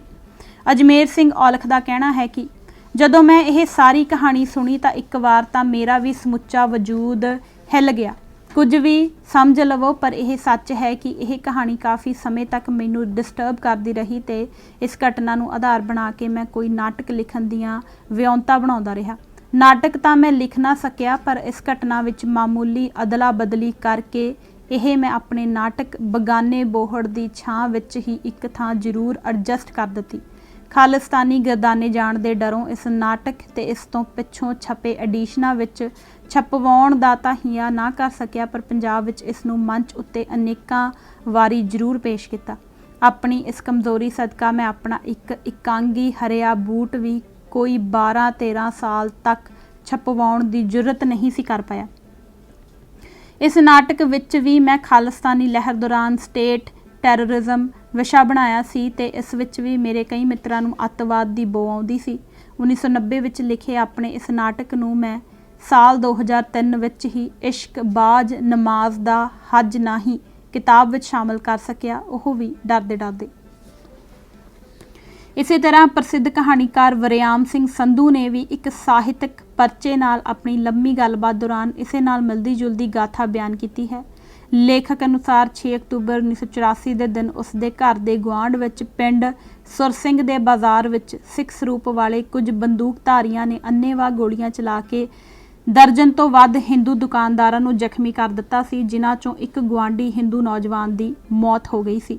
ਲੇਖਕ ਨੇ ਇਸ ਸੱਚੀ ਘਟਨਾ ਨੂੰ ਆਧਾਰ ਬਣਾ ਕੇ ਕਹਾਣੀ ਭੱਜੀਆਂ ਬਾਹੀਂ ਲਿਖੀ। ਕਹਾਣੀ ਵਿੱਚ ਦੂਰੀ ਤਰਾਸਦੀ ਦਿਖਾਈ ਗਈ ਹੈ। ਇੱਕ ਨਿਰਦੋਸ਼ ਹਿੰਦੂਆਂ ਦਾ ਕਤਲ, ਦੂਜਾ ਮ੍ਰਿਤਕ ਨੌਜਵਾਨ ਦੇ ਪਰਿਵਾਰ ਵਿੱਚ ਮੁਆਵਜ਼ੇ ਦੀ ਰਕਮ ਨੂੰ ਲੈ ਕੇ ਪੈਦਾ ਹੋਇਆ ਕਲੇਸ਼, ਵੱਡੇ ਭਰਾਵਾਂ ਵੱਲੋਂ ਛੋਟੇ ਭਾਈ ਮ੍ਰਿਤਕ ਨਾਲ ਲਗਾਤਾਰ ਵਿਤਕਰਾ ਤੇ ਧੱਕਾ ਹੁੰਦਾ ਦਿਖਾਇਆ ਗਿਆ ਹੈ। ਲੇਖਕ ਮੁਤਾਬਕ ਪਰਿਵਾਰ ਵਿੱਚ ਤਕੜੇ ਭਰਾਵਾਂ ਵੱਲੋਂ ਮਾੜੇ ਨਾਲ ਹੁੰਦੀਆਂ ਵਧੀਕੀਆਂ ਨੂੰ ਆਧਾਰ ਬਣਾ ਕੇ ਮੈਂ ਇਸ ਨੂੰ ਦੇਸ਼ ਦੀ ਏਕਤਾ ਤੇ ਅਖੰਡਤਾ ਦੇ ਬਾਹਰੀ ਦਿਖਾਵੇ ਦੇ ਅਖੌਤੀ ਭਰਮ ਨਾਲ ਜੋੜਿਆ। ਜੇ ਇੱਕ ਉਂਗਲ ਨੂੰ ਭੰਨ ਦਿਓਗੇ ਤੇ ਆਖੋਗੇ ਕਿ ਮੁੱਠੀ ਮੀਚੀ ਵੀ ਰਹੇ ਤਾਂ ਵੀ ਭੱਜੀ ਉਂਗਲ ਮੁੱਠੀ ਨਾਲ ਤਾਂ ਜੁੜਨੋਂ ਰਹੀ। ਲੇਖਕ ਦੀ ਧਾਰਨਾ ਹੈ ਕਿ ਦੇਸ਼ ਦੇ ਹਾਕਮ ਜ਼ੋਰਾਵਰ ਹਨ ਤੇ ਉਹ ਕਮਜ਼ੋਰ ਧਿਰ ਸਿੱਖਾਂ ਨਾਲ ਵਧੀਕੀਆਂ ਕਰਦੇ ਹਨ। ਜਦੋਂ ਜ਼ੋਰਾਵਰ ਧਿਰ ਕਮਜ਼ੋਰ ਧਿਰ ਨਾਲ ਵਧੀਕੀਆਂ ਕਰੇਗੀ ਤਾਂ ਉਹਨਾਂ ਵਿਚਕਾਰ ਏਕਤਾ ਜਾਂ ਸਹਿਚਾਰ ਸੰਭਵ ਨਹੀਂ। ਟੁੱਟੀ ਹੋਈ ਉਂਗਲ ਮੁੱਠੀ ਨਾਲ ਨਹੀਂ ਜੁੜ ਸਕਦੀ। ਭੱਜੀ ਉਂਗਲ ਕਿਹੜੀ ਹੈ? ਕਹਾਣੀ ਇਸ ਬਾਰੇ ਕੋਈ ਓਲਾ ਨਹੀਂ ਰਹਿਣ ਦਿੰਦੀ। ਲੇਖਕ ਜ਼ਾਹਰਾ ਤੌਰ ਤੇ ਮਜ਼ਲੂਮ ਧਿਰ ਦਾ ਪੱਖ ਲੈਂਦਾ ਹੈ। ਇੱਕ ਪ੍ਰਸੰਗ ਵਿੱਚ ਸਿੱਖ ਮਜ਼ਲੂਮ ਧਿਰ ਹਨ, ਦੂਜੇ ਪ੍ਰਸੰਗ ਵਿੱਚ ਨਿਰਦੋਸ਼ ਹਿੰਦੂ ਮਜ਼ਲੂਮ ਧਿਰ ਹਨ। ਲੇਖਕ ਦੀ ਭਾਵਨਾ ਸੁੱਚੀ ਹੈ, ਪਰ ਧੱਕੇ ਤੇ ਵਿਤਕਰੇ ਨੂੰ ਭਾਰਤੀ ਰਾਜ ਦੇ ਕੇਂਦਰੀ ਰਾਜਸੀ ਏਜੰਡੇ ਦੇ ਸੰਦਰਭ ਵਿੱਚ ਨਾ ਵੇਖ ਸਕਣ ਕਰਕੇ ਲੇਖਕ ਸਮੁੱਚੀ ਸਮੱਸਿਆ ਨੂੰ ਸਹੀ ਅਨੁਪਾਤ ਵਿੱਚ ਰੱਖ ਕੇ ਵੇਖਣ ਤੋਂ ਅਸਮਰੱਥ ਹੈ। ਲੇਖਕ ਅਨੁਸਾਰ ਕਹਾਣੀ ਬਾਰੇ ਹੋਈ ਬਹੁਤ ਸਾਰੀ ਚਰਚਾ ਵਿੱਚ ਜਿੱਥੇ ਪ੍ਰਸ਼ੰਸਾ ਭਾਰੂ ਸੀ, ਉੱਥੇ ਕਮਿਊਨਿਸਟ ਹਲਕਿਆਂ ਵੱਲੋਂ ਇਸ ਦੀ ਕਮਿਊਨਿਸਟ ਵਿਰੋਧੀ ਹੋਣ ਕਰਕੇ ਆਲੋਚਨਾ ਵੀ ਕੀਤੀ ਗਈ। ਕਈਆਂ ਨੇ ਇਹ ਵੀ ਇਤਰਾਜ਼ ਕੀਤਾ ਕਿ ਕਹਾਣੀ ਵਿਚਲੇ ਸਿੱਖ ਪਾਤਰ ਉੱਚੀ ਬੋਲਦੇ ਹਨ, ਜਦਕਿ ਹਿੰਦੂ ਪਾਤਰਾਂ ਦੀ ਆਵਾਜ਼ ਦੱਬੀ ਤੇ ਹੌਲੀ ਹੈ। CPI ਦੇ ਇੱਕ ਆਗੂ ਚੈਨ ਸਿੰਘ ਚੈਨ ਨੇ ਵੀ ਅਜਿਹੀ ਆਪ ਬੀਤੀ ਬਿਆਨ ਕੀਤੀ ਹੈ। ਉਸਨੇ 1984 ਦੇ ਦੌਰ ਬਾਰੇ ਲਿਖਿਆ ਹੈ। ਦਰਬਾਰ ਸਾਹਿਬ ਉੱਤੇ ਫੌਜੀ ਐਕਸ਼ਨ, ਪ੍ਰਧਾਨ ਮੰਤਰੀ ਸ਼੍ਰੀਮਤੀ ਇੰਦਰਾ ਗਾਂਧੀ ਦੀ ਹੱਤਿਆ ਅਥਵਾ ਦਿੱਲੀ ਵਿੱਚ ਸਿੱਖਾਂ ਦਾ ਕਤਲੇਆਮ ਉਨੀ ਦਿਨੀ ਹੀ ਹੋਇਆ ਸੀ। ਮੈਂ ਆਪਣੇ ਲੇਖਾਂ ਵਿੱਚ ਇਹਨਾਂ ਦੁਰਭਾਗੀ ਘਟਨਾਵਾਂ ਦਾ ਵਰਣਨ ਕੀਤਾ ਹੈ। ਮੈਂ ਇੱਕ ਲੇਖ ਵਿੱਚ ਇਹ ਵੀ ਲਿਖਿਆ ਸੀ ਕਿ ਦਰਬਾਰ ਸਾਹਿਬ ਉੱਤੇ ਹਮਲਾ ਬੇਲੋੜਾ ਸੀ। ਮੈਂ ਰਾਜੀਵ ਗਾਂਧੀ ਦੇ ਇਸ ਬਿਆਨ ਦੀ ਨਿੰਦਿਆ ਵੀ ਕੀਤੀ ਸੀ ਕਿ ਜਦੋਂ ਵੱਡਾ ਦਰਖਤ ਡਿੱਗਦਾ ਹੈ ਤਾਂ ਧਰਤੀ ਹਿਲਦੀ ਹੈ। ਇਹ ਬਿਆਨ ਇੱਕ ਤਰ੍ਹਾਂ ਸਿੱਖਾਂ ਦੇ ਕਤਲੇਆਮ ਨੂੰ ਅਣਹੋਣੀ ਗੱਲ ਨਾ ਦੱਸਣੀ ਸੀ। ਮੇਰੀਆਂ ਇਹਨਾਂ ਟੋਕਾਂ ਉੱਤੇ ਕਈਆਂ ਨੇ ਇਤਰਾਜ਼ ਵੀ ਕੀਤਾ, ਪਰ ਮੈਂ ਅਡੋਲ ਸਾਂ। ਉਪਰੋਕਤ ਹਵਾਲਿਆਂ ਤੋਂ ਕਮਿਊਨਿਸਟਾਂ ਦੇ ਸਿਧਾਂਤਕ ਕੁਰਾਹੇ ਤੇ ਮਾਨਸਿਕ ਝੁਕਾਵਾਂ ਦਾ ਸਾਫ਼ ਪਤਾ ਚੱਲਦਾ ਹੈ, ਪਰ ਵਰਿਆਮ ਸਿੰਘ ਸੰਧੂ ਦੇ ਵਾਰਤਾਲਾਪ ਵਿੱਚੋਂ ਕਮਿਊਨਿਸਟਾਂ ਦੇ ਇੱਕ ਵਰਗ ਦਾ ਸਿੱਖਾਂ ਪ੍ਰਤੀ ਜਿਹੋ ਜਿਹਾ ਵਤੀਰਾ ਪ੍ਰਗਟ ਹੁੰਦਾ ਹੈ, ਉਸ ਦੇ ਅਰਥ ਬੜੇ ਗੰਭੀਰ ਹਨ। ਲੇਖਕ ਨੇ ਆਪਣੀ ਸਫਾਈ ਪੇਸ਼ ਕਰਦਿਆਂ ਕਿਹਾ ਕਿ ਮੇਰਾ ਅੰਦਰਲਾ ਲੇਖਕ ਕਮਿਊਨਿਸਟਾਂ ਨੂੰ ਆਪਣੀ ਧਿਰ ਸਮਝ ਕੇ ਉਹਨਾਂ ਦੀ ਵਾਜਬ ਕਮਜ਼ੋਰੀ ਤੇ ਉਂਗਲ ਧਰ ਰਿਹਾ ਸੀ, ਪਰ ਕੁਝ ਕਮਿਊਨਿਸਟਾਂ ਨੂੰ ਆਪਣੀ ਵਾਜਬ ਆਲੋਚਨਾ ਵੀ ਪਸੰਦ ਨਹੀਂ ਸੀ। ਉਹ ਤਾਂ ਉਸ ਵੇਲੇ ਦੀ ਫਿਰਕੂ ਧਿਰ ਦੀ ਬੇਕਿਰਕ ਆਲੋਚਨਾ ਕਰਨ ਵਿੱਚ ਵਿਸ਼ਵਾਸ ਰੱਖਦੇ ਸਨ ਤੇ ਉਸ ਦੇ ਵਾਜਬ ਗੁੱਸੇ ਅਤੇ ਨਾਰਾਜ਼ਗੀ ਨੂੰ ਅਸਲੋਂ ਘਟਾ ਕੇ ਵੇਖਦੇ ਤੇ ਉਸ ਦਾ ਗਲ ਘੁੱਟਣਾ ਚਾਹੁੰਦੇ ਸਨ। ਕਮਿਊਨਿਸਟਾਂ ਦਾ ਇੱਕ ਵਰਗ ਜੇਕਰ ਭਾਰਤੀ ਹਾਕਮਾਂ ਦੇ ਜ਼ੁਲਮਾਂ ਤੇ ਵਿਤਕਰੇ ਦੇ ਖਿਲਾਫ ਲੜ ਰਹੇ ਸਿੱਖਾਂ ਦੀ ਬੇਕਿਰਕ ਆਲੋਚਨਾ ਕਰਨ ਵਿੱਚ ਵਿਸ਼ਵਾਸ ਰੱਖਦਾ ਸੀ ਅਤੇ ਉਹਨਾਂ ਦਾ ਗਲ ਘੁੱਟਣਾ ਚਾਹੁੰਦਾ ਸੀ ਤਾਂ ਅਜਿਹੀ ਬੇਦਰਦੀ ਨਿਸ਼ਚੇ ਹੀ ਨਿਰੋਲ ਕਿਸੇ ਸਿਧਾਂਤਕ ਸਰੋਕਾਰ ਵਿੱਚੋਂ ਪੈਦਾ ਨਹੀਂ ਹੋ ਸਕਦੀ। ਇਹ ਲੱਛਣ ਗੰਭੀਰ ਮਾਨਸਿਕ ਵਿਗਾੜ ਦੀ ਦੱਸ ਪਾਉਂਦਾ ਹੈ। ਅਜਮੇਰ ਸਿੰਘ ਔਲਖ ਤੇ ਵਰਿਆਮ ਸਿੰਘ ਸੰਧੂ ਦੇ ਉਪਰੋਕਤ ਕਥਨਾਂ ਵਿੱਚੋਂ ਖੱਬੀ ਧਿਰ ਨਾਲ ਜੁੜੇ ਸਾਹਿਤਕਾਰਾਂ ਦੇ ਇੱਕ ਸੁਹਿਰਦ ਵਰਗ ਦੀਆਂ ਸਿਧਾਂਤਕ ਸੀਮਤਾਈਆਂ ਤੇ ਇਸ ਦੇ ਨਾਲ ਹੀ ਕੁਝ ਮਨੋਵਿਗਿਆਨਕ ਗੁੰਝਲਾਂ ਦੀ ਵੀ ਪੁਸ਼ਟੀ ਹੁੰਦੀ ਹੈ।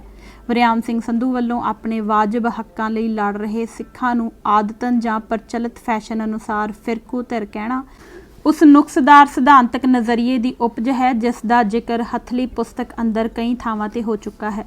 ਖੱਬੇ ਪੱਖੀਆਂ ਦੀ ਇਸ ਖਪਤ ਬਾਰੇ ਇੱਕ ਪੰਜਾਬੀ ਚਿੰਤਕ ਦੀ ਟਿੱਪਣੀ ਬਹੁਤ ਢੁਕਵੀਂ ਹੈ ਕਿ ਜੇ ਕੇਂਦਰੀ ਸਿਆਸਤ ਫਿਰਕੂ ਜ਼ਹਿਨੀਅਤ ਅਧੀਨ ਪੰਜਾਬ ਨਾਲ ਧੱਕਾ ਕਰਦੀ ਹੈ ਤਾਂ ਇਸ ਦੇ ਪ੍ਰਤੀਕਰਮ ਵਜੋਂ ਪੰਜਾਬ ਦਾ ਬੰਦਾ ਧਰਤੀ ਦਾ ਪੁੱਤਰ ਜੋ ਕਦੀ ਵੀ ਫਿਰਕੂ ਜ਼ਹਿਨੀਅਤ ਦਾ ਸ਼ਿਕਾਰ ਨਹੀਂ ਹੁੰਦਾ, ਜੇ ਆਪਣੇ ਧਾਰਮਿਕ ਵਿਰਸੇ ਦੀ ਗੱਲ ਕਰਦਾ ਹੈ, ਆਪਣੇ ਸ਼ਹੀਦਾਂ ਦਾ ਨਾਂ ਲੈਂਦਾ ਹੈ ਤਾਂ ਇਸ ਨੂੰ ਕਾਮਰੇਡੀ ਮੌਕਾ ਪ੍ਰਸਤ ਟੇਢਾ ਜਿਹਾ ਨਾਂ ਦਿੰਦੇ ਹਨ। ਅਜਿਹਾ ਨਾਂ ਦੇ ਕੇ ਉਹ ਆਪਣੀ ਕਿਸੇ ਊਣ ਨੂੰ ਲੁਕਾਉਂਦੇ ਹਨ।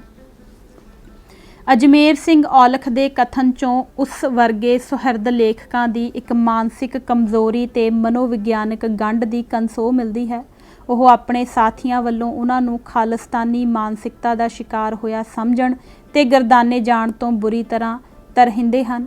ਇਸ ਕਰਕੇ ਜਿਹੜੀ ਕਹਾਣੀ ਸੁਣ ਕੇ ਅਜਮੇਰ ਸਿੰਘ ਔਲਖ ਦਾ ਸਮੁੱਚਾ ਵਜੂਦ ਹਿੱਲ ਗਿਆ ਸੀ, ਉਹ ਖਾਲਿਸਤਾਨੀ ਗਰਦਾਨੇ ਜਾਣ ਦੇ ਡਰੋਂ ਕਿੰਨਾ ਚਿਰ ਉਸ ਬਾਰੇ ਚਾਹੁੰਦਾ ਹੋਇਆ ਵੀ ਨਾਟਕ ਨਹੀਂ ਲਿਖ ਸਕਿਆ ਸੀ ਅਤੇ ਬਾਅਦ ਵਿੱਚ ਜਾ ਕੇ ਉਸਨੇ ਇਸ ਕਹਾਣੀ ਨੂੰ ਆਪਣੇ ਇੱਕ ਹੋਰ ਨਾਟਕ ਵਿੱਚ ਐਡਜਸਟ ਕਰਨ ਦੀ ਹਿੰਮਤ ਤਾਂ ਜੁਟਾ ਲਈ ਸੀ, ਪਰ ਉਹ ਉਸ ਨਾਟਕ ਨੂੰ ਛਪਵਾਉਣ ਦਾ ਹੀਆ ਨਹੀਂ ਸੀ ਕਰ ਸਕਿਆ। ਇਸੇ ਕਮਜ਼ੋਰੀ ਸਦਕਾ ਉਹ ਆਪਣਾ ਇੱਕ ਹੋਰ ਇਕਾਂਗੀ ਹਰਿਆ ਬੂਟ ਵੀ ਕੋਈ 12-13 ਸਾਲਾਂ ਤੱਕ ਛਪਵਾਉਣ ਦੀ ਜੁਰਤ ਨਹੀਂ ਸੀ ਕਰ ਪਾਇਆ।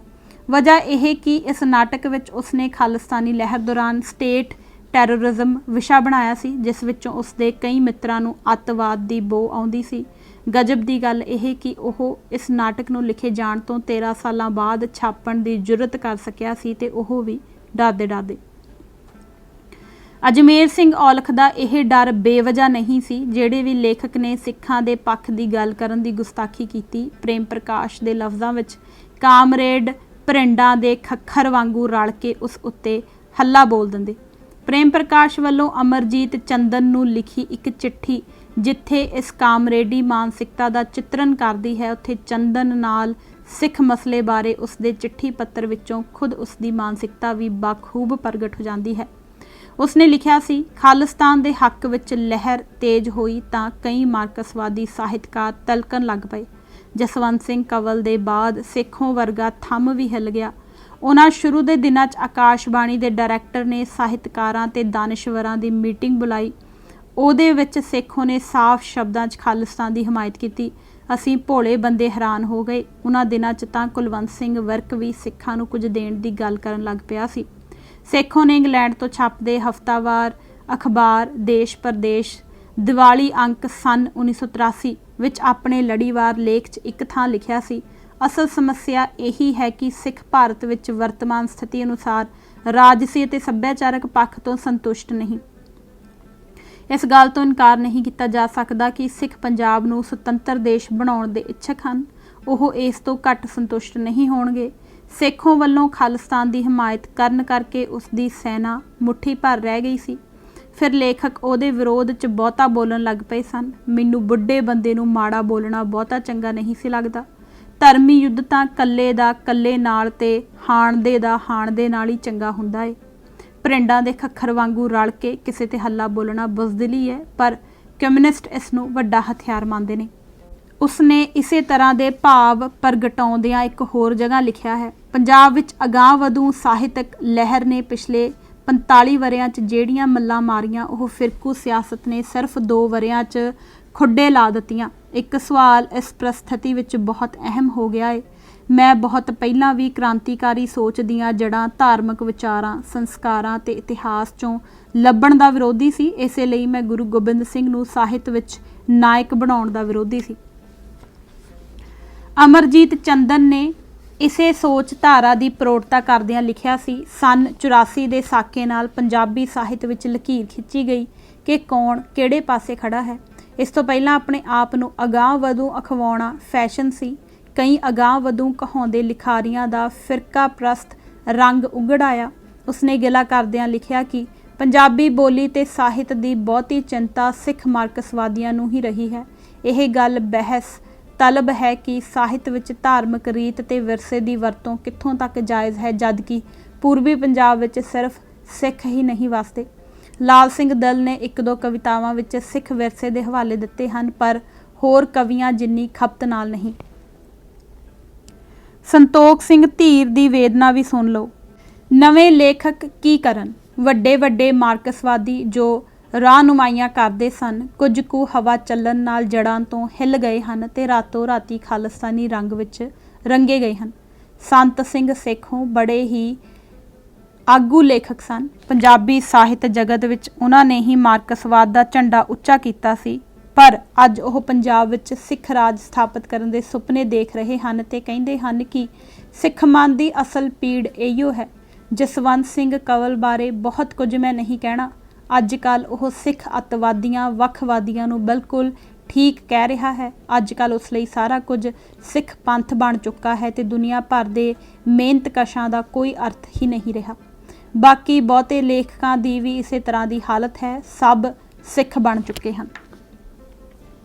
ਅਮਰਜੀਤ ਗਰੇਵਾਲ ਨੇ ਗੁਰਸ਼ਰਨ ਸਿੰਘ ਵੱਲੋਂ ਆਪਣੇ ਨਾਟਕਾਂ ਵਿੱਚ ਸਿੱਖ ਇਤਿਹਾਸ ਤੇ ਵਿਰਸੇ ਦੀ ਵਰਤੋਂ ਕਰਨ ਉੱਤੇ ਤਿੱਖਾ ਇਤਰਾਜ਼ ਕਰਦਿਆਂ ਲਿਖਿਆ ਸੀ, ਉਹ ਸਿੱਖ ਇਤਿਹਾਸ ਦੇ ਖਾੜਕੂ ਪੱਖਾਂ ਨੂੰ ਖੱਬੇ ਪੱਖੀ ਵਿਚਾਰਧਾਰਾ ਨਾਲ ਮੇਲ ਕੇ ਪੇਸ਼ ਕਰਦਾ ਰਿਹਾ। ਸਿੱਖ ਇਤਿਹਾਸ ਦੇ ਖਾੜਕੂ ਪੱਖਾਂ ਨੂੰ CPI ML ਦੀ ਖੱਬੇ ਪੱਖੀ ਵਿਚਾਰਧਾਰਾ ਨਾਲ ਮਿਲਾ ਕੇ ਪੇਸ਼ ਕਰਨ ਦੀ ਕਾਢ ਸਰਦਾਰ ਗੁਰਸ਼ਰਨ ਸਿੰਘ ਦੀ ਆਪਣੀ ਸੀ। ਖੱਬੇ ਪੱਖੀ ਆਤੰਕ ਨੂੰ ਸਿੱਖ ਇਤਿਹਾਸ ਰਾਹੀਂ ਪੇਸ਼ ਕਰਨ ਦੀ ਸਰਦਾਰ ਗੁਰਸ਼ਰਨ ਸਿੰਘ ਦੀ ਇਸ ਜੁਗਤ ਨੇ ਸਿੱਖ ਖਾੜਕੂਵਾਦ ਨੂੰ ਵੀ ਇੱਕ ਵਿਚਾਰਧਾਰਕ ਆਧਾਰ ਮੁਹੱਈਆ ਕੀਤਾ। ਸ਼ਾਇਦ ਇਸੇ ਕਰਕੇ ਪੁਰਾਣੇ ਨਕਸਲੀ ਭਾਰੀ ਗਿਣਤੀ ਵਿੱਚ ਇਸ ਸਿੱਖ ਖਾੜਕੂ ਲਹਿਰ ਵਿੱਚ ਸ਼ਾਮਲ ਹੋਏ। ਜਦੋਂ ਕਦੇ ਪੰਜਾਬ ਵਿੱਚ ਸਿੱਖ ਖਾੜਕੂਵਾਦ ਦੇ ਉਦਭਵ ਦੇ ਕਾਰਨ ਲੱਭੇ ਜਾਣਗੇ ਤਾਂ ਸਰਦਾਰ ਗੁਰਸ਼ਰਨ ਸਿੰਘ ਦੀ ਇਸ ਜੁਗਤ ਦਾ ਵੀ ਜ਼ਿਕਰ ਅਵਸ਼ ਆਏਗਾ। ਨੋਟ ਕਰਨ ਵਾਲੀ ਖਾਸ ਗੱਲ ਇਹ ਹੈ ਕਿ ਖੱਬੇ ਪੱਖੀ ਲੇਖਕਾਂ ਨੂੰ ਜੇਕਰ ਕੋਈ ਔਖ ਹੋਈ ਤਾਂ ਸਿੱਖਾਂ ਨਾਲ ਹਮਦਰਦੀ ਪ੍ਰਗਟਾਉਣ ਉੱਤੇ ਹੀ ਹੋਈ। ਸਰਕਾਰੀ ਜਾਂ ਹਿੰਦੂ ਧਿਰ ਪ੍ਰਤੀ ਨਰਮ ਗੋਸ਼ਾ ਰੱਖਣ ਪ੍ਰਗਟਾਉਣ ਉੱਤੇ ਕਿਸੇ ਨੇ ਕੋਈ ਉਜਰ ਨਹੀਂ ਕੀਤਾ। ਜੂਨ 1984 ਵਿੱਚ ਪੰਜਾਬੀ ਯੂਨੀਵਰਸਿਟੀ ਪਟਿਆਲਾ ਦੀ ਟੀਚਰਜ਼ ਐਸੋਸੀਏਸ਼ਨ ਪੂਟਾ ਨੇ ਨਾਮਵਰ ਖੱਬੇ ਪੱਖੀ ਵਿਦਵਾਨ ਡਾਕਟਰ ਰਵਿੰਦਰ ਰਵੀ ਦੀ ਅਗਵਾਈ ਹੇਠ ਦਰਬਾਰ ਸਾਹਿਬ ਉੱਤੇ ਹਮਲੇ ਦੀ ਹਮਾਇਤ ਵਿੱਚ ਮਤਾ ਪਾਉਣ ਦੀ ਨਾਕਾਮ ਕੋਸ਼ਿਸ਼ ਕੀਤੀ ਸੀ। ਪੂਟਾ ਦੀ ਇੱਕ ਮੈਂਬਰ ਡਾਕਟਰ ਅੰਮ੍ਰਿਤ ਕੌਰ ਵੱਲੋਂ ਇਸ ਮਤੇ ਨਾਲ ਸਹਿਮਤੀ ਪ੍ਰਗਟਾਉਣ ਤੋਂ ਇਨਕਾਰ ਕਰ ਦੇਣ ਕਰਕੇ ਡਾਕਟਰ ਰਵੀ ਦੀ ਇਹ ਨਾਪਾਕ ਕੋਸ਼ਿਸ਼ ਸਫਲ ਨਹੀਂ ਹੋ ਸਕੀ ਸੀ। ਇਸ ਸਿੱਖ ਵਿਰੋਧੀ ਹਰਕਤ ਉੱਤੇ ਕਿਸੇ ਵੀ ਲੇਖਕ ਸਾਹਿਤਕਾਰ ਨੇ ਹਾਲ ਪਾਇਰਿਆ ਨਹੀਂ ਕੀਤਾ ਸੀ। ਸੰਤੋਖ ਸਿੰਘ ਧੀਰ ਦੀ ਇੰਦਰਾ ਗਾਂਧੀ ਦੀ ਮੌਤ ਉੱਤੇ ਲਿਖੀ ਕਵਿਤਾ ਨਾਲ ਕਿਸੇ ਕਾਮਰੇਡ ਦੀ ਜਮਹੂਰੀ ਜ਼ਮੀਰ ਬੇਚੈਨ ਨਹੀਂ ਹੋਈ ਸੀ। ਖੱਬੇ ਪੱਖੀਆਂ ਵੱਲੋਂ ਲੇਖਕ ਵਰਗ ਦੇ ਅੰਦਰ ਪੈਦਾ ਕੀਤੀ ਇਸ ਅੰਦਰੂਨੀ ਦਹਿਸ਼ਤ ਨੇ ਕਾਫੀ ਸਾਰੇ ਲੇਖਕਾਂ ਨੂੰ ਮਨ ਦੀਆਂ ਭਾਵਨਾਵਾਂ ਖੁੱਲ੍ਹ ਕੇ ਪ੍ਰਗਟ ਕਰਨ ਤੋਂ ਡੱਕੀ ਰੱਖਿਆ। ਕੁਝ ਲੇਖਕ ਖਾਮੋਸ਼ ਹੋ ਗਏ ਤੇ ਕਈਆਂ ਨੇ ਇਸ ਅੰਦਰੂਨੀ ਦਹਿਸ਼ਤ ਨਾਲ ਸਮਝੌਤਾ ਕਰਨ ਦਾ ਰੁਖ ਅਪਣਾ ਲਿਆ। ਗੁਰਸ਼ਰਨ ਸਿੰਘ ਇਸ ਦੀ ਸਟੀਕ ਉਦਾਹਰਣ ਹੈ। ਇਸ ਦੀ ਪੁਸ਼ਟੀ ਉਸ ਦੇ ਸਵੈ ਕਥਨ ਤੋਂ ਹੁੰਦੀ ਹੈ। ਮੇਰੇ ਬਾਬਾ ਜੀ ਸਰਦਾਰ ਸੁਰੈਣ ਸਿੰਘ ਪਹਿਲੇ ਸਿੱਖ ਸਿੱਖਿਆ ਸ਼ਾਸਤਰੀਆਂ 'ਚ ਸਨ ਅਤੇ ਚੀਫ ਖਾਲਸਾ ਦੀਵਾਨ ਦੇ ਨੇੜੇ ਸਨ। ਪਿੱਛੋਂ ਉਹ ਖਾਲਸਾ ਕਾਲਜ ਅੰਮ੍ਰਿਤਸਰ ਦੇ ਵਾਈਸ ਪ੍ਰਿੰਸੀਪਲ ਬਣੇ। 1969 ਵਿੱਚ ਗੁਰੂ ਨਾਨਕ ਦੇਵ ਜੀ ਦੀ 500 ਸਾਲਾ ਸ਼ਤਾਬਦੀ ਤੇ ਅਸੀਂ ਨਾਟਕ ਤਿਆਰ ਕੀਤਾ, ਜਿਨ ਸੱਚ ਪੱਲੇ ਹੋਏ। ਇਹਨਾਂ ਹੀ ਦਿਨਾਂ ਵਿੱਚ ਪੰਜਾਬ ਵਿੱਚ ਨਕਸਲੀ ਲਹਿਰ ਦੀ ਸ਼ੁਰੂਆਤ ਹੋ ਗਈ ਤੇ ਨਾਲ ਹੀ ਲਹਿਰ ਉੱਪਰ ਪੁਲਿਸ ਦਾ ਜ਼ਬਰ ਵੀ। ਮੈਂ ਨਕਸਲੀ ਲਹਿਰ ਤੋਂ ਪ੍ਰਭਾਵਿਤ ਸਾਂ ਅਤੇ ਇਸ ਦੇ ਪ੍ਰਭਾਵ ਅਧੀਨ ਸਮਾਜਿਕ ਮੁੱਦਿਆਂ ਦੇ ਨਾਲ ਨਾਲ ਪੁਲਿਸ ਜ਼ਬਰ ਦੇ ਵਿਰੋਧ 'ਚ ਵੀ ਨਾਟਕ ਖੇਡਣ ਲੱਗਿਆ, ਜਿਨ੍ਹਾਂ 'ਚੋਂ ਹੋਰ ਵੀ ਉਠਸੀ ਮਰਦ ਕਾ ਚੇਲਾ, ਯਾਰੜੇ ਦਾ ਸੱਥਰ, ਜਿਨ ਸੱਚ ਪੱਲੇ ਹੋਏ, ਭਗੌਤੀ ਦੀ ਸ਼ਕਤੀ ਆਦਿ ਸ਼ਾਮਲ ਸਨ। ਭਗੌਤੀ ਦੀ ਸ਼ਕਤੀ ਚੇਤਨ ਰੂਪ ਵਿੱਚ ਪਹਿਲੀ ਨਕਸਲੀ ਲਹਿਰ ਦੇ ਪ੍ਰਭਾਵ ਅਧੀਨ ਨਾਟਕੀ ਪੇਸ਼ਕਾਰੀ ਸੀ। ਇਹਨਾਂ ਹੀ ਦਿਨਾਂ ਵਿੱਚ ਮੈਂ ਮਹਿਸੂਸ ਕੀਤਾ ਕਿ ਪੰਜਾਬ 'ਚ ਕਮਿਊਨਿਸਟ ਲਹਿਰ ਨੇ ਜੇ ਲੋਕਾਂ ਨਾਲ ਨੇੜਿਓਂ ਜੁੜਨਾ ਹੈ ਤਾਂ ਇਸ ਨੂੰ ਸਿੱਖ ਇਤਿਹਾਸ ਦੀਆਂ ਮਾਨਵਵਾਦੀ ਅਤੇ ਜਬਰ ਵਿਰੋਧੀ ਖਾੜਕੂ ਰਵਾਇਤਾਂ ਨੂੰ ਅਪਣਾਉਣਾ ਚਾਹੀਦਾ ਹੈ। मेरी इस धारणा की कम्यूनिस्टां की रवायती धिर वल्लों आलोचना भी हुई, पर मैं अपनी धुन च डटिया रहा। भावें 1981 विच जदों अतवादी लहर जोर फड़न लगी तां फिर मैं अजिहे विषयां वाले नाटक खेडने बंद कर दिते, क्योंकि मैं महसूस किया कि यह किते ना किते अतवाद नूं मदद पहुँचा सकते हैं। उपरले नोट तो पता चलता है कि नक्सली लहर जदों वेले की राज शक्ति नाल टक्कर लै रही सी तां इसने गुरशरण सिंह दे सिख इतिहास नाल संबंधित नाटकां की आलोचना नहीं की सी। यह आलोचना मुख करके रवायती कम्यूनिस्ट पार्टियां ने की सी, क्योंकि यह पार्टियां अपना इनकलाबी किरदार चिरोकना गवा चुकियां सन। 80विਆਂ ਵਿੱਚ जाके जदों नक्सली लहर ने भी अपना इनकलाबी खासा गवा लिया ਅਤੇ राज शक्ति नाल टक्कर लैनी बंद कर दी तो इसके आगुआं ने भी गुरशरण सिंह दे सिख इतिहास नाल जुड़े नाटकों की आलोचना करनी शुरू कर दी सी। इस दबाव हेठ आके गुरशरण सिंह ने यह नाटक खेडण तो तौबा कर ली सी। गुरशरण सिंह ने 29 मई 1977 ਨੂੰ लिखारी सभा मानसा के सालाना समागम विच जसवंत सिंह कंवल के मशहूर नावल लहू दी लो उत्ते हुई चर्चा दौरान पूरे धड़ल्ले नाल यह पोजीशन लई सी कि भावुक होना मनुख होण दा सबूत है, सिक्खी साडा इनकलाबी विरसा है, इस तो मूँह मोड़ना इनकलाब तो मूँह मोड़ना है। संसार विच सारे इनकलाबियां ते इनकलाबी लहरां ने अपने इनकलाबी विरसे नूं हमेशा अगे वधन लई वरतिया है। गुरु गोबिंद सिंह तो बिना लैनिन दियां टूकां नूं रट्टे लाई जाना एक शुगल तो बिना होर कुछ नहीं। इनकलाब की लड़ाई अपनी धरती अनुसार ही होनी चाहिए है, कोई बाहरला इनकलाब साडे लई मॉडल नहीं बन सकता। दरबार साहिब उत्ते हमले तो बाद जदों एक पड़ाव ते जाके कुछ नक्सली धड़ियां ने सिख संघर्ष के अन्ने विरोध चों सरकार प्रति नरम रवैया प्रगटाउण दा रुख अपना लिया सी तां गुरशरण सिंह ने इसकी इनकलाबी कट्टड़वाद कह के आलोचना की सी अते इस इनकलाबी कट्टड़वाद की वजह करके इनकलाबी धिरां दे समाजी यथार्थ तो बेमुख होकर समुची सियासत विचों बेअसर हो जाण उत्ते गहरी चिंता प्रगट की सी। इस मौके उसने सिखां दे हथियारबंद विद्रोह नूं भारती स्टेट दे जुल्मां ते वितकरियां दे प्रतिकर्म वजों वेखण दी दुरुस्त समझ प्रगटाउणी शुरू कर दित्ती सी। उसने लिखिया सी, पंजाब विच इस वेले जिहड़ी कतलोगारत हो रही है यह 100% भारती स्टेट दी ही देन है। इस दी विरोधता करते हुए कदी भी इस सच्चाई नूं भुलना नहीं चाहिदा।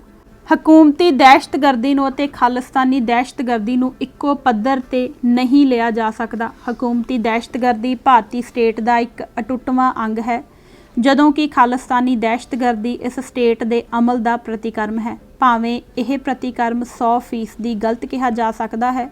स्टेट दहशतगर्दी के जिम्मेवारां नूं सरकारी दरबारे इनाम मिलते हैं, कुर्सियां मिलदियां हैं, जदों कि खालिस्तानी दहशतगर्दां लई इनाम दूजी तरह के हैं। खालिस्तानी दहशतगर्दां की पूरी निखेधी होनी चाहिए है, पर उन्हां दे विरुद्ध कोई सीधा संघर्ष करना बनता नहीं। सीधा संघर्ष स्टेट के विरुद्ध ही लामबंद होना चाहिए है।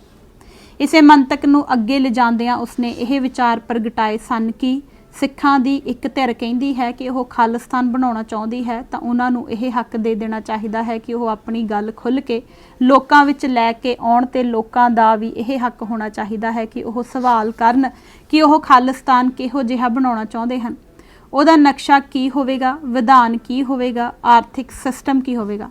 हुण जो गल बनी हुई है ना ही उन्हां नूं अपनी गल कहण दी इजाजत है अते ना ही लोकां नूं मौका है कि उन्हां नूं सवाल जवाब करन। उन्हां नूं भी गोली नाल दबाया जा रहा है ते ओह भी अपनी गल गोली नाल ही करदे हन। सारा पंजाब खामखा सूली उत्ते टंगिया होया है। इस वातावरण नूं बदलण लई अते डैडलॉक नूं तोड़न लई गलबात शुरू करनी जरूरी है ते यह गलबात गोल मेज़ तो बिना होर कोई नहीं हो सकती। गोल मेज़ उत्ते सारियां धिरां दी शमूलीयत जरूरी है। पंजाब दे भविख बारे किसी भी समझौते नूं सिरे चाढ़न लई पंथक कमेटी की सहमति भी जरूरी है। हुण पंथक कमेटी की होंद नूं नज़रअंदाज नहीं किया जा सकता।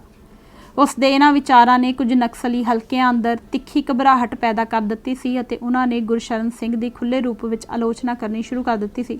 गुरशरण सिंह ने इस आलोचना का उत्तर दिंदियां यह पोजीशन लई सी कि खालिस्तानी कातलों की गल करदियां मेरे उत्ते सवाल किया गया है कि हल्के होए कुत्ते नूं खुला छड्ड दईए। मैं तां किते भी यह नहीं कहा कि खुला छड्ड दिता जावे, पर यह गल जरूर कहना कि साडा यह देखना बनता है कि यह कुत्ता हलकाया किसने है। उंज मेरा यह यकीन है कि हल्के कुत्तियां वर्गियां ਤਸ਼ਬੀਹਾਂ ਠੀਕ ਨਹੀਂ। ਕੁਝ ਨਕਸਲੀ ਵਰਗਾਂ ਨੇ ਗੁਰਸ਼ਰਨ ਸਿੰਘ ਦੇ ਇਸ ਵਤੀਰੇ ਉੱਤੇ ਤਿੱਖਾ ਪ੍ਰਤੀਕਰਮ ਪ੍ਰਗਟਾਇਆ ਤੇ ਉਸ ਉੱਤੇ ਮਾਨਸਿਕ ਦਬਾਅ ਪਾਉਣ ਦੇ ਇਰਾਦੇ ਨਾਲ ਉਸ ਦੀ ਦੁੱਖ ਦੀ ਰਗ ਉੱਤੇ ਜਾ ਹੱਥ ਧਰਿਆ।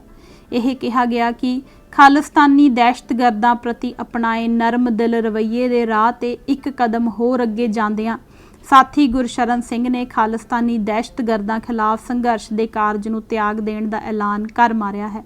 ਇੱਕ ਪਾਸੇ ਖਾਲਿਸਤਾਨੀ ਦਹਿਸ਼ਤਗਰਦਾਂ ਖਿਲਾਫ ਸੰਘਰਸ਼ ਨਾ ਕਰਨ ਦੀਆਂ ਨਸੀਹਤਾਂ ਅਤੇ ਦੂਜੇ ਪਾਸੇ ਪੰਥਕ ਕਮੇਟੀ ਨੂੰ ਮਾਨਤਾ ਦੇਣ ਦੀ ਮੰਗ ਬਾਹਰਮੁਖੀ ਤੌਰ ਤੇ ਇਹ ਪੈਂਤੜਾ ਜਮਾਤੀ ਭਿਆਲੀ ਦਾ ਪੈਂਤੜਾ ਹੈ। ਗੁਰਸ਼ਰਨ ਸਿੰਘ ਅੰਦਰ ਇਹਨਾਂ ਦੋਸ਼ਾਂ ਦਾ ਜਚਵਾਂ ਉੱਤਰ ਦੇਣ ਦੀ ਬੌਧਿਕ ਤੇ ਸਿਧਾਂਤਕ ਸਮਰੱਥਾ ਨਹੀਂ ਸੀ। ਇਸ ਕਰਕੇ ਉਸਨੇ ਇਸ ਦਬਾਅ ਹੇਠ ਆ ਕੇ ਆਪਣੀਆਂ ਦਰੁਸਤ ਪੋਜੀਸ਼ਨਾਂ ਤੋਂ ਮੋੜਾ ਕੱਟ ਲਿਆ।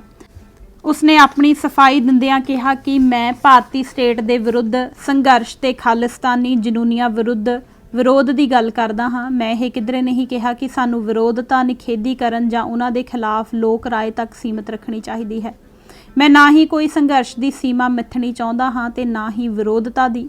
ਵਿਰੋਧਤਾ ਹਥਿਆਰਬੰਦ ਵੀ ਹੋ ਸਕਦੀ ਹੈ ਤੇ ਪ੍ਰਚਾਰ ਤੇ ਸਮਝਾਊ ਤਰੀਕੇ ਨਾਲ ਵੀ ਹੋ ਸਕਦੀ ਹੈ। ਕੱਟੜਵਾਦੀ ਕਾਤਲਾਂ ਦੇ ਵਿਰੁੱਧ ਇਹ ਵਿਰੋਧਤਾ ਹਥਿਆਰਬੰਦ ਵੀ ਹੋ ਸਕਦੀ ਹੈ ਤੇ ਇਹ ਹਥਿਆਰਾਂ ਦੀ ਵਸੂਲੀ ਇੰਟਰਨੈਸ਼ਨਲ ਸੰਸਥਾਵਾਂ ਦੇ ਰਾਹੀਂ ਵੀ ਹੋ ਸਕਦੀ ਹੈ। ਇਹ ਸਹੂਲਤ ਖਾਲਿਸਤਾਨੀਆਂ ਕੋਲ ਹੈ। ਇਹ ਸਹੂਲਤ ਇਨਕਲਾਬੀ ਵੀ ਆਪਣੇ ਲਈ ਮੁਹੱਈਆ ਕਰ ਸਕਦੇ ਹਨ। ਉਸਨੇ ਆਪਣੇ ਇਸ ਤਰਕ ਦਾ ਆਧਾਰ ਇਹ ਦਿੱਤਾ ਕਿ ਇੱਕ ਇਨਕਲਾਬ ਵਿਰੋਧੀ ਫਲਸਫਾ ਲੋਕਾਂ ਉੱਤੇ ਹਥਿਆਰਾਂ ਜਿਹੜੇ ਕਿ ਬਹੁਤੇ ਵਿਦੇਸ਼ਾਂ ਵਿੱਚੋਂ ਆ ਰਹੇ ਹਨ ਦੀ ਮਦਦ ਨਾਲ ਠੋਸਿਆ ਜਾ ਰਿਹਾ ਹੈ। ਇਸ ਦਾ ਮੁਕਾਬਲਾ ਵੀ ਵਿਦੇਸ਼ੀ ਹਥਿਆਰਾਂ ਨਾਲ ਹੀ ਕੀਤਾ ਜਾ ਸਕਦਾ ਹੈ। ਕਮਿਊਨਿਸਟ ਵਰਤਾਰੇ ਵਿੱਚ ਅੰਤਰਰਾਸ਼ਟਰਵਾਦ ਇੱਕ ਮੰਨਿਆ ਹੋਇਆ ਅੰਗ ਹੈ। ਸੰਸਾਰ ਕਮਿਊਨਿਸਟ ਲਹਿਰ ਨੂੰ ਭਾਰਤ ਵਿੱਚ ਉੱਠ ਰਹੇ ਇਨਕਲਾਬ ਵਿਰੋਧੀ ਵਰਤਾਰੇ ਦਾ ਨੋਟਿਸ ਲੈਣਾ ਚਾਹੀਦਾ ਹੈ ਤੇ ਇਸ ਵਰਤਾਰੇ ਵਿਰੁੱਧ ਹਰ ਮੁਮਕਿਨ ਤਰੀਕੇ ਨਾਲ ਅਸਰਦਾਇਕ ਕਾਰਵਾਈ ਕਰਨੀ ਚਾਹੀਦੀ ਹੈ। ਸੰਸਾਰ ਕਮਿਊਨਿਸਟ ਲਹਿਰ ਵੱਲੋਂ ਭਾਰਤੀ ਕਮਿਊਨਿਸਟਾਂ ਨੂੰ ਹਥਿਆਰਾਂ ਦੀ ਸਪਲਾਈ ਦੀ ਸੰਭਾਵਨਾ ਨੂੰ ਰੱਦ ਨਹੀਂ ਕੀਤਾ ਜਾਣਾ ਚਾਹੀਦਾ। ਇਸ ਤਰ੍ਹਾਂ ਕਾਮਰੇਡਾਂ ਦਾ ਸਰਕਾਰ ਦੇ ਵਿਰੋਧ ਦਾ ਪੈਂਤੜਾ ਝੂਠਾ ਤੇ ਜਾਲੀ ਸਾਬਤ ਹੋ ਗਿਆ ਤੇ ਉਹਨਾਂ ਦੀ ਸਰਕਾਰ ਨਾਲ ਨੇੜਤਾ ਤੇ ਸਾਂਝ ਜੱਗ ਜ਼ਾਹਿਰ ਹੋ ਗਈ। ਸੰਸਾਰ ਕਮਿਊਨਿਸਟ ਲਹਿਰ ਵੱਲੋਂ ਹਥਿਆਰਾਂ ਦੀ ਸਪਲਾਈ ਦੀਆਂ ਗੱਲਾਂ ਹਵਾਈ ਸਨ। ਧਰਮ ਪ੍ਰਤੀ ਅੰਨੀ ਨਫ਼ਰਤ ਤੇ ਸਿੱਖ ਵਿਰੋਧੀ ਮਾਨਸਿਕਤਾ ਵਿੱਚੋਂ ਉਹ ਭਾਰਤੀ ਹਾਕਮਾਂ ਦੀ ਝੋਲੀ ਵਿੱਚ ਜਾ ਡਿੱਗੇ। ਇਸ ਦੇ ਸੇਵਾ ਫਲ ਵਜੋਂ ਉਹਨਾਂ ਨੂੰ ਖੁੱਲ੍ਹੇ ਹੱਥੀਂ ਲਾਇਸੈਂਸੀ ਹਥਿਆਰ, ਮਾਣ ਵਡਿਆਈ, ਅਹੁਦੇ, ਰੁਤਬੇ ਤੇ ਇਨਾਮ ਸਨਮਾਨ ਮਿਲਣ ਲੱਗੇ। ਇਸ ਤਰੀਕੇ ਨਾਲ ਖੱਬੇ ਪੱਖੀਆਂ ਖਾਸ ਕਰਕੇ ਨਕਸਲੀਆਂ ਲਈ 1984 ਮੋੜ ਬਿੰਦੂ ਸਾਬਤ ਹੋਇਆ। ਉਹਨਾਂ ਦੀ ਭਾਰਤੀ ਰਾਜ ਬਾਰੇ ਸਮਝ ਤੇ ਉਸ ਪ੍ਰਤੀ ਰਵੱਈਏ ਵਿੱਚ ਸਿਫਤੀ ਤਬਦੀਲੀ ਆ ਗਈ ਸੀ। ਉਹ ਰਾਜ ਵਿਰੋਧੀਆਂ ਤੋਂ ਬਦਲ ਕੇ ਰਾਜ ਹਿਤੈਸ਼ੀ ਬਣ ਗਏ ਸਨ। 1984 ਤੋਂ ਪਹਿਲਾਂ ਇੰਗਲੈਂਡ ਅੰਦਰ ਜਦੋਂ ਭਾਰਤੀ ਦੇਸ਼ ਭਗਤ ਭਾਈਚਾਰਾ 15 ਅਗਸਤ ਨੂੰ ਆਜ਼ਾਦੀ ਦਿਵਸ ਮਨਾਉਂਦਾ ਸੀ ਤਾਂ ਖੱਬੇ ਪੱਖੀਆਂ ਦੇ ਨਕਸਲੀ ਪੱਖੀ ਵਰਗ ਵੱਲੋਂ ਇਸ ਨੂੰ ਕਾਲੀ ਆਜ਼ਾਦੀ ਕਹਿ ਕੇ ਇਸ ਦਾ ਬਾਈਕਾਟ ਕੀਤਾ ਜਾਂਦਾ ਸੀ ਅਤੇ 14-15 ਅਗਸਤ ਦੀ ਰਾਤ ਨੂੰ ਕਾਲੀ ਰਾਤ ਦਾ ਨਾਂ ਦੇ ਕੇ ਇੰਡੀਅਨ ਵਰਕਰਜ਼ ਐਸੋਸੀਏਸ਼ਨ ਦੀ ਅਗਵਾਈ ਹੇਠ ਆਜ਼ਾਦੀ ਦੇ ਜਸ਼ਨਾਂ ਦੀ ਥਾਵੇਂ ਇੰਡੋ ਪਾਕ ਮੁਸ਼ਾਇਰਾ ਕੀਤਾ ਜਾਂਦਾ ਸੀ, ਜਿਸ ਵਿੱਚ ਪਾਕਿਸਤਾਨੀ ਸ਼ਾਇਰ ਵੱਡੀ ਸੰਖਿਆ ਵਿੱਚ ਸ਼ਿਰਕਤ ਕਰਿਆ ਕਰਦੇ ਸਨ। ਮੁਸ਼ਾਇਰੇ ਦਾ ਮਕਸਦ ਭਾਰਤੀ ਹਾਕਮਾਂ ਦੇ ਰਾਸ਼ਟਰਵਾਦ ਦੇ ਵਿਰੋਧ ਵਿੱਚ ਪਾਕਿਸਤਾਨ ਨਾਲ ਭਰਾਤਰੀ ਭਾਵ ਪ੍ਰਗਟਾਉਣਾ ਹੁੰਦਾ ਸੀ। ਪਰ 1984 ਤੋਂ ਬਾਅਦ ਜਦੋਂ ਭਾਰਤੀ ਹਾਕਮਾਂ ਨੇ ਪਾਕਿਸਤਾਨ ਨੂੰ ਸਿੱਖਾਂ ਨਾਲ ਜੋੜ ਦਿੱਤਾ ਤਾਂ ਕਾਮਰੇਡਾਂ ਨੂੰ ਸਿੱਖਾਂ ਦੇ ਨਾਲ ਹੀ ਪਾਕਿਸਤਾਨ ਵਿਰੁੱਧ ਵੀ ਵੇਹੋ ਚੜ੍ਹ ਗਈ ਸੀ ਤੇ ਉਹਨਾਂ ਨੇ ਇੰਡੋ ਪਾਕ ਮੁਸ਼ਾਇਰਾ ਠੱਪ ਕਰ ਦਿੱਤਾ ਸੀ ਅਤੇ ਉਹ ਭਾਰਤ ਦੇ ਆਜ਼ਾਦੀ ਦਿਵਸ ਦੇ ਜਸ਼ਨਾਂ ਵਿੱਚ ਹੁੰਮ-ਹੁਮਾ ਕੇ ਸ਼ਾਮਲ ਹੋਣ ਲੱਗ ਪਏ ਸਨ। ਇਸ ਤਰ੍ਹਾਂ 1984 ਤੋਂ ਬਾਅਦ ਇੰਗਲੈਂਡ ਅੰਦਰ ਕਾਮਰੇਡ ਕਾਂਗਰਸੀਆਂ ਨਾਲ ਰਲ ਕੇ 15 ਅਗਸਤ ਨੂੰ ਆਜ਼ਾਦੀ ਦਿਵਸ ਮਨਾਉਂਦੇ ਸਨ ਅਤੇ ਸਿੱਖ ਇਸ ਦੇ ਵਿਰੋਧ ਵਿੱਚ ਜ਼ਬਰਦਸਤ ਰੋਸ ਮੁਜ਼ਾਹਰੇ ਕਰਦੇ ਸਨ। ਕਾਮਰੇਡ ਜਿੱਥੇ ਵੀ ਆਜ਼ਾਦੀ ਦਿਵਸ ਮਨਾਉਂਦੇ ਸਿੱਖ ਉਸੇ ਜਗ੍ਹਾ ਪਹੁੰਚ ਕੇ ਰੋਸ ਮੁਜ਼ਾਹਰਾ ਕਰਦੇ ਸਨ। 1984 ਤੋਂ ਪਹਿਲਾਂ ਇੰਗਲੈਂਡ ਦੇ ਪ੍ਰਵਾਸੀ ਭਾਈਚਾਰੇ ਅੰਦਰ ਖੱਬੇ ਪੱਖੀਆਂ ਦੀ ਪੂਰੀ ਚੜ੍ਹਤਲ ਤੇ ਚੌਧਰ ਸੀ, ਇੱਥੋਂ ਤੱਕ ਕਿ ਉਹ ਬਹੁਤ ਸਾਰੇ ਗੁਰਦੁਆਰਿਆਂ ਦੇ ਮਾਲਕ ਬਣ ਬੈਠੇ ਸਨ। ਪਰ 1984 ਤੋਂ ਬਾਅਦ ਜਦੋਂ ਉਹਨਾਂ ਨੇ ਨੰਗੀ ਚਿੱਟੀ ਸਿੱਖ ਦੁਸ਼ਮਣੀ ਦਿਖਾਉਣੀ ਸ਼ੁਰੂ ਕਰ ਦਿੱਤੀ ਤਾਂ ਸਿੱਖ ਭਾਈਚਾਰੇ ਅੰਦਰ ਉਹਨਾਂ ਵਿਰੁੱਧ ਵਿਆਪਕ ਰੋਹ ਪੈਦਾ ਹੋ ਗਿਆ ਸੀ। ਕਾਮਰੇਡਾਂ ਨੇ ਭਾਰਤੀ ਰਾਜ ਦੀ ਸਰਪ੍ਰਸਤੀ ਤੇ ਕਾਂਗਰਸੀਆਂ ਦੀ ਮਦਦ ਨਾਲ ਗੁਰਦੁਆਰਿਆਂ ਉੱਤੇ ਆਪਣੇ ਕਬਜ਼ੇ ਬਹਾਲ ਰੱਖਣ ਲਈ ਪੂਰਾ ਤਾਣ ਲਾ ਦਿੱਤਾ ਸੀ। ਪਰ ਤਿੱਖੀ ਜਦੋਜਹਿਦ ਤੇ ਖੂਨੀ ਟੱਕਰਾਂ ਤੋਂ ਬਾਅਦ ਅੰਤ ਵਿੱਚ ਇੰਟਰਨੈਸ਼ਨਲ ਸਿੱਖ ਯੂਥ ਫੈਡਰੇਸ਼ਨ ਦੇ ਕਾਰਕੁਨਾਂ ਨੇ ਕਾਮਰੇਡ ਨੂੰ ਸਾਰੇ ਗੁਰਦੁਆਰਿਆਂ ਵਿੱਚੋਂ ਖਦੇੜ ਕੇ ਬਾਹਰ ਕੱਢ ਦਿੱਤਾ ਸੀ। 1984 ਤੋਂ ਬਾਅਦ ਇੰਗਲੈਂਡ, ਕੈਨੇਡਾ ਤੇ ਅਮਰੀਕਾ ਅੰਦਰ ਕਾਮਰੇਡਾਂ ਵੱਲੋਂ ਸਿੱਖ ਸੰਘਰਸ਼ ਦੀ ਤਿੱਖੀ ਵਿਰੋਧਤਾ ਕਰਨ ਕਰਕੇ ਉਹਨਾਂ ਦੇ ਭਾਰਤੀ ਸਫਾਰਤਖਾਨਿਆਂ ਨਾਲ ਨਿੱਘੇ ਤੇ ਨੇੜਲੇ ਸਬੰਧ ਬਣ ਗਏ ਸਨ। ਕਾਮਰੇਡਾਂ ਨੇ ਇਸ ਸਥਿਤੀ ਦੀ ਨਿੱਜੀ ਹਿੱਤਾਂ ਲਈ ਭਰਪੂਰ ਵਰਤੋਂ ਕੀਤੀ ਅਤੇ ਆਪਣੇ ਬਹੁਤ ਸਾਰੇ ਜਾਇਜ਼ ਨਾਜਾਇਜ਼ ਕੰਮ ਕਰਵਾਏ। 1984 ਤੋਂ ਬਾਅਦ ਕਮਿਊਨਿਸਟਾਂ ਦੇ ਵੱਖ-ਵੱਖ ਵਰਗਾਂ ਵਿਚਕਾਰ ਸਿਧਾਂਤਕ ਮਤਭੇਦ ਅਪ੍ਰਸੰਗਿਕ ਹੋ ਗਏ। ਨਕਸਲੀ ਗੁੱਟ ਆਪਣੇ ਜਨਮ ਤੋਂ ਲੈ ਕੇ ਰਵਾਇਤੀ ਕਮਿਊਨਿਸਟ ਪਾਰਟੀਆਂ ਨੂੰ ਲਗਾਤਾਰ ਭੰਡਦੇ ਆ ਰਹੇ ਸਨ। ਉਹਨਾਂ ਨੂੰ ਸੋਧਵਾਦੀ ਮੌਕਾ ਪ੍ਰਸਤ, ਹਾਕਮ ਜਮਾਤਾਂ ਦੇ ਪਿੱਠੂ, ਰੂਸੀ ਸਾਮਰਾਜਵਾਦ ਦੇ ਝੋਲੀ ਚੁੱਕ, ਗੱਦਾਰ ਅਤੇ ਹੋਰ ਪਤਾ ਨਹੀਂ ਅਜਿਹੇ ਕਿੰਨੇ ਵਿਸ਼ੇਸ਼ਣਾਂ ਨਾਲ ਨਵਾਜਿਆ ਜਾਂਦਾ ਸੀ। ਰਵਾਇਤੀ ਕਮਿਊਨਿਸਟ ਪਾਰਟੀਆਂ ਵੀ ਮੋੜਵੇਂ ਰੂਪ 'ਚ ਨਕਸਲੀਆਂ ਨੂੰ ਖੱਬੂ ਮਾਰਕੇਬਾਜ਼, ਅਰਾਜਕਤਾਵਾਦੀ, ਆਤੰਕਵਾਦੀ ਆਦਿ ਗਰਦਾਨਦੀਆਂ ਸਨ। ਵੱਖ-ਵੱਖ ਨਕਸਲੀ ਧੜੇ ਵੀ ਇੱਕ ਦੂਜੇ ਬਾਰੇ ਚੁਣ-ਚੁਣ ਕੇ ਅਪਮਾਨਜਨਕ ਵਿਸ਼ੇਸ਼ਣ ਵਰਤਦੇ ਸਨ। ਇੱਕ ਦੂਜੇ ਨੂੰ ਮੌਕਾ ਪ੍ਰਸਤ, ਫੁੱਟ ਪਾਊ, ਭਾਂਜਵਾਦੀ, ਗੱਦਾਰ ਅਤੇ ਹੋਰ ਭਾਂਤ ਸੁਭਾਤੇ ਨਿਰਾਦਰੀ ਭਰੇ ਲਕਬ ਬਖਸ਼ੇ ਜਾਂਦੇ ਸਨ। ਪਰ 1984 ਤੋਂ ਬਾਅਦ ਸਾਰੇ ਵਰਗਾਂ ਤੇ ਵੰਨਗੀਆਂ ਦੇ ਕਮਿਊਨਿਸਟਾਂ ਦਾ ਇੱਕ ਦੂਜੇ ਬਾਰੇ ਜਾਇਜ਼ਾ ਤੇ ਰਵੱਈਆ ਇੱਕਦਮ ਬਦਲ ਗਿਆ ਸੀ। ਉਹ ਸਾਰੇ ਆਪਸੀ ਮਤਭੇਦ ਤੇ ਵਖਰੇਵੇਂ ਭੁਲਾ ਕੇ ਸਿੱਖ ਸੰਘਰਸ਼ ਦੇ ਵਿਰੁੱਧ ਇਕਜੁੱਟ ਹੋ ਗਏ ਸਨ। ਭਾਰਤੀ ਕਮਿਊਨਿਸਟ ਲਹਿਰ ਦੇ ਇਤਿਹਾਸ ਅੰਦਰ ਅਜਿਹੀ ਭਰਾਤਰੀ ਸਪਿਰਿਟ ਪਹਿਲਾਂ ਕਦੇ ਪੈਦਾ ਨਹੀਂ ਹੋਈ ਸੀ। ਇਹ ਕ੍ਰਿਸ਼ਮਾ ਪਹਿਲੀ ਵਾਰ ਵਾਪਰਿਆ ਸੀ। ਪੰਜਾਬੀਅਤ ਦਾ ਦੰਭ। ਪੰਜਾਬੀਅਤ ਦੀ ਧਾਰਨਾ ਜੇਕਰ ਖੱਬੇ ਪੱਖੀਆਂ ਦੀ ਸੁਹਿਰਦ ਭਾਵਨਾ ਚੋਂ ਨਿਕਲੀ ਹੁੰਦੀ ਤਾਂ ਇਸ ਦੀ ਪਰਿਭਾਸ਼ਾ ਤੇ ਉਹਨਾਂ ਦੀਆਂ ਸਰਗਰਮੀਆਂ ਦੀ ਰੂਪਰੇਖਾ ਹੋਰ ਹੋਣੀ ਸੀ। ਪਰੰਤੂ ਜਿਵੇਂ ਕਿ ਪਿੱਛੇ ਦੂਜੇ ਕਾਂਡ ਵਿੱਚ ਜ਼ਿਕਰ ਕੀਤਾ ਗਿਆ ਹੈ, ਇਹ ਧਾਰਨਾ ਕਿਸੇ ਸਕਾਰਾਤਮਕ ਸਮਝ ਵਿੱਚੋਂ ਨਹੀਂ, ਸਿੱਖ ਕੌਮ ਦੀ ਧਾਰਨਾ ਦਾ ਖੰਡਨ ਤੇ ਵਿਰੋਧ ਕਰਨ ਦੀ ਨਕਾਰਾਤਮਕ ਸੋਚ ਵਿੱਚੋਂ ਸਿਰਜੀ ਗਈ ਹੈ। ਸਕਾਰਾਤਮਕ ਸਮਝ ਵਿੱਚੋਂ ਪੈਦਾ ਹੋਈ ਹੁੰਦੀ ਤਾਂ ਇਸ ਨੂੰ ਭਾਰਤੀ ਕੌਮ ਦੀ ਧਾਰਨਾ ਦੇ ਸੰਦਰਭ ਵਿੱਚ ਪਰਿਭਾਸ਼ਿਤ ਕੀਤਾ ਜਾਣਾ ਸੀ। ਇਸ ਵਿੱਚੋਂ ਇਸ ਤਥਾ ਕਥਿਤ ਪੰਜਾਬੀ ਕੌਮ ਨੂੰ ਸੱਤਾ ਸਮਰੱਥ ਬਣਾਉਣ ਦਾ ਕੇਂਦਰੀ ਕਾਰਜ ਤੈਅ ਹੁੰਦਾ ਸੀ। ਇਸ ਨਾਲ ਇਸ ਦਾ ਭਾਰਤੀ ਕੌਮ ਦੀ ਧਾਰਨਾ ਨਾਲ ਵਿਰੋਧ ਸਵੈ ਪ੍ਰਤੱਖ ਹੋ ਜਾਣਾ ਸੀ, ਕਿਉਂਕਿ ਭਾਰਤੀ ਕੌਮ ਦੀ ਸਿਰਜਣਾ ਦਾ ਅਮਲ ਪੰਜਾਬੀ ਕੌਮ ਸਮੇਤ ਭਾਰਤ ਅੰਦਰਲੀਆਂ ਸਭਨਾਂ ਕੌਮੀਅਤਾਂ ਦੀ ਹੋਂਦ ਤੇ ਹਸਤੀ ਨੂੰ ਮਲੀਆ ਮੇਟ ਕਰਕੇ ਹੀ ਅੱਗੇ ਵੱਧ ਸਕਦਾ ਹੈ। ਇਸ ਲਿਹਾਜ਼ ਨਾਲ ਤਥਾ ਕਥਿਤ ਪੰਜਾਬੀ ਕੌਮ ਦੀ ਹੋਂਦ ਤੇ ਹਸਤੀ ਨੂੰ ਬਚਾਉਣ ਤੇ ਪ੍ਰਫੁੱਲਤ ਕਰਨ ਦੇ ਸਰੋਕਾਰ ਵਿੱਚੋਂ ਭਾਰਤੀ ਕੌਮ ਦੀ ਸਿਰਜਣਾ ਦੇ ਰਾਜਸੀ ਏਜੰਡੇ ਅਤੇ ਭਾਰਤੀ ਰਾਸ਼ਟਰਵਾਦ ਦੀ ਵਿਚਾਰਧਾਰਾ ਦੇ ਅਚੁੱਕ ਵਿਰੋਧ ਦਾ ਪੈਂਤੜਾ ਨਿਰਧਾਰਤ ਹੁੰਦਾ ਹੈ। ਪਰ ਪੰਜਾਬੀਅਤ ਦੀਆਂ ਮੁੱਦਈ ਤਾਕਤਾਂ ਨੇ ਅਜਿਹਾ ਪੈਂਤੜਾ ਧਾਰਨ ਕਰਨ ਤੋਂ ਪੂਰੀ ਤਰ੍ਹਾਂ ਤੇ ਸੁਚੇਤ ਰੂਪ ਵਿੱਚ ਗੁਰੇਜ਼ ਕੀਤਾ ਹੈ।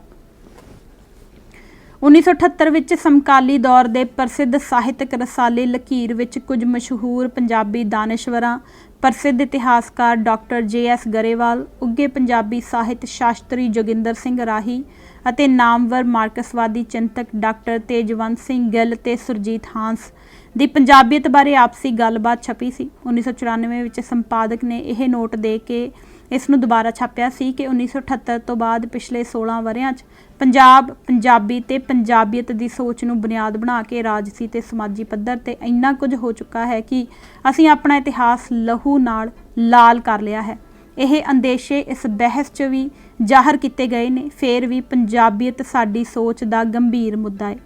ਇਸ ਬਹਿਸ ਤੋਂ ਸਾਫ਼ ਪ੍ਰਭਾਵ ਬਣਦਾ ਹੈ ਕਿ ਪੰਜਾਬੀਅਤ ਬਾਰੇ ਗੱਲ ਕਰਨ ਵੇਲੇ ਦਾਨਿਸ਼ਵਰਾਂ ਨੂੰ ਇਸ ਦੇ ਭਾਰਤੀ ਰਾਸ਼ਟਰਵਾਦ ਦੀ ਵਿਚਾਰਧਾਰਾ ਨਾਲ ਬੁਨਿਆਦੀ ਟਕਰਾਅ ਦੀ ਹਕੀਕਤ ਦਾ ਪੂਰਾ ਗਿਆਨ ਹੈ, ਪਰ ਕਿਉਂਕਿ ਉਹਨਾਂ ਦੀ ਪਹਿਲੀ ਤੇ ਬੁਨਿਆਦੀ ਵਫਾਦਾਰੀ ਭਾਰਤੀ ਰਾਸ਼ਟਰਵਾਦ ਨਾਲ ਹੈ, ਇਸ ਕਰਕੇ ਇੱਕ ਪਾਸੇ ਤਾਂ ਉਹਨਾਂ ਸਾਹਮਣੇ ਭਾਰਤੀ ਰਾਸ਼ਟਰਵਾਦ ਦੀ ਪੈਰਵਾਈ ਕਰਨ ਲਈ ਸਿੱਖ ਕੌਮ ਦੀ ਧਾਰਨਾ ਦੇ ਵਿਰੋਧ ਵਿੱਚ ਪੰਜਾਬੀਅਤ ਦੀ ਧਾਰਨਾ ਉਭਾਰਨ ਦੀ ਲੋੜ ਤੇ ਮਜਬੂਰੀ ਖੜੀ ਹੁੰਦੀ ਹੈ, ਪਰ ਦੂਜੇ ਪਾਸੇ ਪੰਜਾਬੀਅਤ ਦਾ ਤਰਕ ਉਹਨਾਂ ਨੂੰ ਭਾਰਤੀ ਰਾਸ਼ਟਰਵਾਦ ਨਾਲ ਟਕਰਾਅ ਦੀ ਸਥਿਤੀ ਵੱਲ ਜਾਂਦਾ ਹੈ।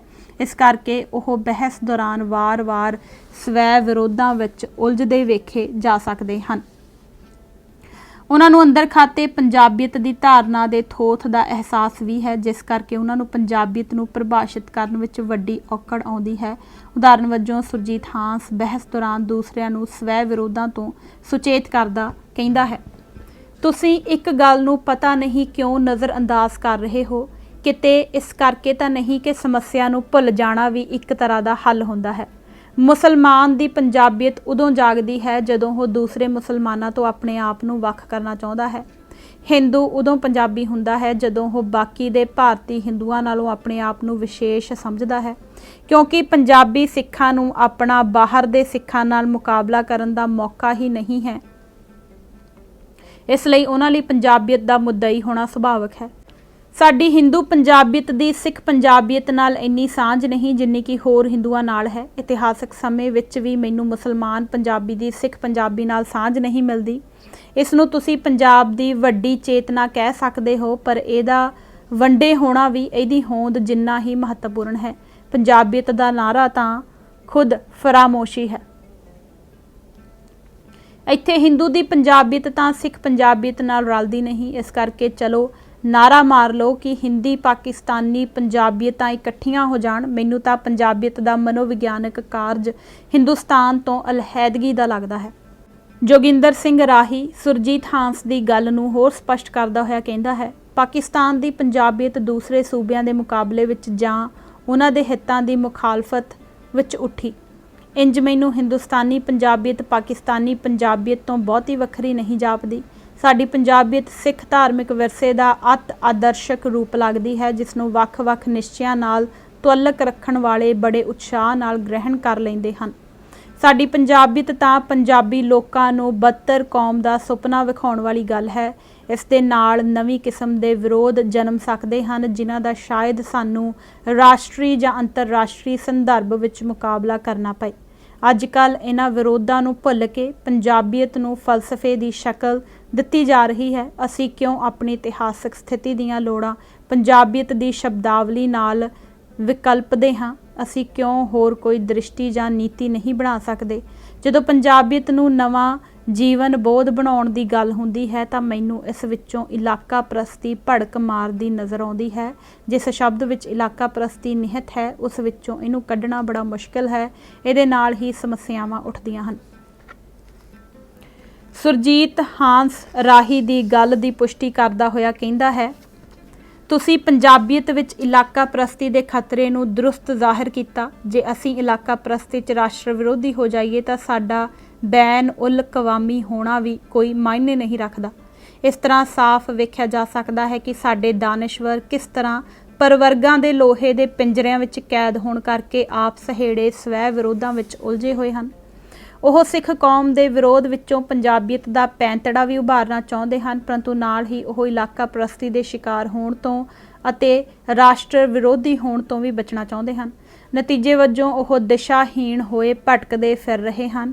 ਉਹ ਪੰਜਾਬੀ ਬੋਲੀ ਤੇ ਸੱਭਿਆਚਾਰ ਨੂੰ ਸਾਂਭਣ ਤੇ ਪ੍ਰਫੁੱਲਤ ਕਰਨ ਦੇ ਸਰੋਕਾਰ ਜ਼ਾਹਰ ਕਰਦੇ ਹਨ, ਪਰ ਇਸ ਨੂੰ ਰਾਜਸੀ ਪ੍ਰਭੁਤਾ ਤੇ ਸੱਤਾ ਦੇ ਮਸਲੇ ਨਾਲ ਜੋੜਨ ਤੋਂ ਸੁਚੇਤ ਰੂਪ ਵਿੱਚ ਕਿਨਾਰਾ ਕਰਦੇ ਹਨ, ਕਿਉਂਕਿ ਇਸ ਤਰ੍ਹਾਂ ਕੀਤਿਆਂ ਭਾਰਤ ਰਾਜ ਨਾਲ ਟਕਰਾਅ ਦਾ ਪੁਆੜਾ ਖੜਾ ਹੁੰਦਾ ਹੈ, ਜਿਹੜਾ ਉਹ ਕਿਸੇ ਵੀ ਸੂਰਤ ਕਰਨਾ ਨਹੀਂ ਚਾਹੁੰਦੇ। ਇਸ ਕਰਕੇ ਉਹਨਾਂ ਵੱਲੋਂ ਪੰਜਾਬੀ ਬੋਲੀ ਤੇ ਸੱਭਿਆਚਾਰ ਦੀ ਰਾਖੀ ਲਈ ਕੀਤੇ ਜਾ ਰਹੇ ਤਰਲੇ, ਧਰਨੇ, ਮਤੇ ਤੇ ਮੁਜ਼ਾਹਰੇ ਪੂਰੀ ਤਰ੍ਹਾਂ ਬਾਂਝ ਸਾਬਤ ਹੋ ਰਹੇ ਹਨ। ਪੰਜਾਬੀਅਤ ਦੀ ਧਾਰਨਾ ਨੂੰ ਮਕਬੂਲ ਕਰਨ ਦੇ ਮੰਤਵ ਨਾਲ ਪੰਜਾਬੀ ਯੂਨੀਵਰਸਿਟੀ ਵਿੱਚ ਇੱਕ ਉਚੇਚਾ ਸੈਮੀਨਾਰ ਕੀਤਾ ਗਿਆ ਸੀ, ਜਿਸ ਵਿੱਚ ਡਾਕਟਰ ਸਤਿੰਦਰ ਸਿੰਘ ਨੂਰ ਨੇ ਪੰਜਾਬੀ ਸ਼ਾਇਰਾਂ ਦੇ ਹਵਾਲੇ ਨਾਲ ਪੰਜਾਬੀਅਤ ਦੀ ਧਾਰਨਾ ਦੀ ਬੁਲੰਦ ਅੰਦਾਜ਼ ਵਿੱਚ ਪੈਰਵਾਈ ਕੀਤੀ ਸੀ। ਉੱਘੇ ਪੰਜਾਬੀ ਸ਼ਾਇਰ ਅਨੂਪ ਸਿੰਘ ਵਿਰਕ ਨੇ ਨੂਰ ਦੇ ਦਾਅਵਿਆਂ ਦਾ ਥੋਥ ਉਜਾਗਰ ਕਰਦਿਆਂ ਕਿਹਾ ਸੀ, ਡਾਕਟਰ ਨੂਰ ਨੇ ਸਮਕਾਲੀ ਪੰਜਾਬੀ ਸ਼ਾਇਰਾਂ ਦੀ ਗੱਲ ਕੀਤੀ ਹੈ ਤੇ ਉਹਨਾਂ ਨੇ ਆਧਾਰ ਵਿੱਚ ਇੱਕ ਫਿਰਕਾ ਬੋਲਿਆ ਸੀ ਕਿ ਉਹਨਾਂ ਨੇ ਪੰਜਾਬੀਅਤ ਦੀਆਂ ਸੰਭਾਵਨਾਵਾਂ ਨੂੰ ਸਾਂਭਿਆ। ਮੇਰਾ ਆਪਣਾ ਉਹਨਾਂ ਨੂੰ ਸਵਾਲ ਹੈ ਤੇ ਜਾਤੀ ਬੇਨਤੀ ਵੀ ਹੈ ਕਿ ਕਿਸੇ ਇੱਕ ਵੀ ਸ਼ਾਇਰ ਸਣੇ ਮੋਹਨ ਸਿੰਘ ਦੀਆਂ ਰਚਨਾਵਾਂ ਵਿੱਚੋਂ ਉਹ ਪੰਜਾਬੀਅਤ ਦਾ ਕੋਈ ਸੰਕਲਪ ਲੱਭ ਕੇ ਦੇ ਸਕਦੇ ਹਨ। ਹਿੰਦੁਸਤਾਨ ਵਿੱਚ ਦੋ ਵੱਖਰੇ ਵੱਖਰੇ ਸੱਭਿਆਚਾਰ ਨੇ, ਦੋਨੋਂ ਹੀ ਵੱਖਰੇ ਵੱਖਰੇ ਸੁਭਾਅ ਵਾਲੇ ਖਿੱਤੇ ਬਣ ਰਹੇ ਨੇ। ਕਿ ਪੰਜਾਬ ਨੂੰ 1848 ਵਿੱਚ ਹਿੰਦੁਸਤਾਨ ਦਾ ਹਿੱਸਾ ਅੰਗਰੇਜ਼ਾਂ ਨੇ ਬਦੋਬਦੀ ਨਹੀਂ ਬਣਾ ਦਿੱਤਾ? ਕਿ ਪੰਜਾਬ ਆਪਣਾ ਇੱਕ ਵੱਖਰਾ ਵਜੂਦ ਲੈ ਕੇ, ਵੱਖਰਾ ਸੱਭਿਆਚਾਰ ਲੈ ਕੇ, ਵੱਖਰਾ ਸਾਰਾ ਕੁਝ ਲੈ ਕੇ ਕਈ ਹਜ਼ਾਰ ਸਾਲ ਤੋਂ ਸੰਘਰਸ਼ ਨਹੀਂ ਕਰਦਾ ਰਿਹਾ? ਇਸ ਵੇਲੇ ਪੰਜਾਬੀਅਤ ਦੀ ਸਥਿਤੀ ਇਹ ਹੈ ਕਿ ਭਾਰਤੀ ਸੱਭਿਆਚਾਰ ਤੇ ਪੰਜਾਬੀ ਸੱਭਿਆਚਾਰ ਦੋਵੇਂ ਦਰਿਆ ਦੇ ਉਹ ਕੰਢੇ ਨੇ ਜਿਹਦੇ ਵਿੱਚ ਅੱਗ ਵਹਿ ਰਹੀ ਹੈ। ਉਸ ਅੱਗ ਨੂੰ ਟੱਪ ਕੇ ਜਦੋਂ ਵੀ ਅਸੀਂ ਕੋਸ਼ਿਸ਼ ਕੀਤੀ ਹੈ ਉਸ ਭਾਰਤੀ ਸੱਭਿਆਚਾਰ ਨਾਲ ਚੱਲਣ ਦੀ, ਸਾਡੇ ਨੈਣ ਨਕਸ਼ ਝੁਲਸੇ ਗਏ, ਪੰਜਾਬੀਅਤ ਝੁਲਸੀ ਗਈ ਹੈ ਮੈਂ ਇਹ ਦਾਅਵੇ ਨਾਲ ਤਾਂ ਨਹੀਂ ਪਰ ਮੈਂ ਯਕੀਨ ਨਾਲ ਕਹਿ ਸਕਦਾ ਹਾਂ ਕਿ ਸਮਕਾਲੀ ਪੰਜਾਬੀ ਕਵਿਤਾ ਨੇ ਜਿਨ੍ਹਾਂ ਸ਼ਾਇਰਾਂ ਦੀ ਸਤਿੰਦਰ ਨੂਰ ਨੇ ਗੱਲ ਕੀਤੀ ਹੈ, ਉਹਨਾਂ ਸ਼ਾਇਰਾਂ ਨੇ ਕਿਤੇ ਵੀ ਹੱਕ ਤੇ ਸੱਚ ਦੇ ਵਾਸਤੇ ਕਿਤੇ ਨਾਅਰਾ ਬੁਲੰਦ ਨਹੀਂ ਕੀਤਾ। ਸੱਪ ਤੇ ਮੋਰ ਦੀ ਲੜਾਈ ਵਿੱਚ ਉਹਨਾਂ ਨੇ ਜੇ ਮੋਰ ਦੀ ਅਚੇਤ ਕਿਤੇ ਸਿਫਤ ਨਹੀਂ ਕੀਤੀ ਤਾਂ ਸੱਪ ਨੂੰ ਨੰਦਿਆ ਵੀ ਨਹੀਂ। ਗਾਹੇ ਬਗਾਹੇ ਜੇ ਸੱਪ ਤੇ ਕਿਤੇ ਅਟੈਕ ਕੀਤਾ ਮੋਰ ਨੇ ਤਾਂ ਉਹਨਾਂ ਨੇ ਸੱਪ ਦੇ ਰਹਿਮ ਦੀ ਅਪੀਲ ਕੀਤੀ, ਜਿਹੜੀ ਕਿ ਪੰਜਾਬੀਅਤ ਤੇ ਬਿਲਕੁਲ ਕੋਈ ਨਿਸ਼ਾਨੀ ਨਹੀਂ। ਪੰਜਾਬੀਅਤ ਪਾਪ ਦੇ ਖਿਲਾਫ ਖੜਦੀ ਹੈ, ਮਜ਼ਲੂਮ ਦੇ ਨਾਲ ਖੜਦੀ ਹੈ, ਪਰ ਪਿਛਲੇ 5-6 ਸਾਲਾਂ ਦੀ ਸ਼ਾਇਰੀ ਵਿੱਚ ਕਿਤੇ ਵੀ ਪੰਜਾਬੀ ਕਵਿਤਾ ਨੇ ਹਾਂ ਦਾ ਨਾਰਾ ਨਹੀਂ ਮਾਰਿਆ। ਮੈਂ ਹੋਰਾਂ ਲਈ ਨਹੀਂ ਕਹਿੰਦਾ ਪਰ ਪੰਜਾਬੀਅਤ ਲਈ ਵੀ ਕੀ ਕੀਤਾ। ਹਮੇਸ਼ਾ ਆਪਣਿਆਂ ਨੂੰ ਹੀ ਪ੍ਰੇਰਿਆ, ਆਪਣਿਆਂ ਨੂੰ ਹੀ ਨੰਦਿਆ, ਆਪਣਿਆਂ ਨੂੰ ਹੀ ਕਹਿਣ ਦੀ ਕੋਸ਼ਿਸ਼ ਕੀਤੀ ਕਿ ਜਿਹੜਾ ਲਹੂ ਡੁੱਲ ਰਿਹਾ ਹੈ ਇਸ ਲਹੂ ਤੋਂ ਬਾਜ਼ ਆ ਜਾਓ, ਪਰ ਕਦੇ ਆਪਣਾ ਹੱਥ ਉੱਧਰ ਨਹੀਂ ਕੀਤਾ ਜਿਹੜੇ ਲਹੂ ਡੋਲਣ ਦੇ ਜ਼ਿੰਮੇਵਾਰ ਨੇ। ਉਹਨਾਂ ਨੂੰ ਕੁਛ ਕਿਹਾ ਹੋਵੇ, ਇੱਕ ਸ਼ਾਇਰ ਦੱਸੋ ਜਿਸ ਨੇ ਵੰਗਾਰਿਆ ਹੋਵੇ ਕਿ ਤੁਹਾਡੇ ਕਾਰਨ ਪੰਜਾਬ 'ਚ ਰੋਜ਼ ਮੜੀਆਂ ਬਲਦੀਆਂ ਨੇ। ਅਨੂਪ ਸਿੰਘ ਵਿਰਕ ਦੇ ਉਪਰੋਕਤ ਕਥਨ 'ਚੋਂ ਪੰਜਾਬੀਅਤ ਦੀ ਧਾਰਨਾ ਦਾ ਥੋਥ ਤੇ ਇਸ ਦੀਆਂ ਮੁੱਦਈ ਤਾਕਤਾਂ ਦਾ ਦੰਭ ਸਵੈ ਪ੍ਰਤੱਖ ਹੋ ਜਾਂਦਾ ਹੈ। ਇਸ ਦੇ ਨਾਲ ਹੀ ਅੱਜ ਅਸੀਂ ਇਹ ਭਾਗ ਪੰਨਾ ਨੰਬਰ 221 ਤੱਕ ਹੀ ਪੜ੍ਹਾਂਗੇ। ਧੰਨਵਾਦ ਜੀ। ਵਾਹਿਗੁਰੂ ਜੀ ਕਾ ਖਾਲਸਾ, ਵਾਹਿਗੁਰੂ ਜੀ ਕੀ ਫਤਿਹ।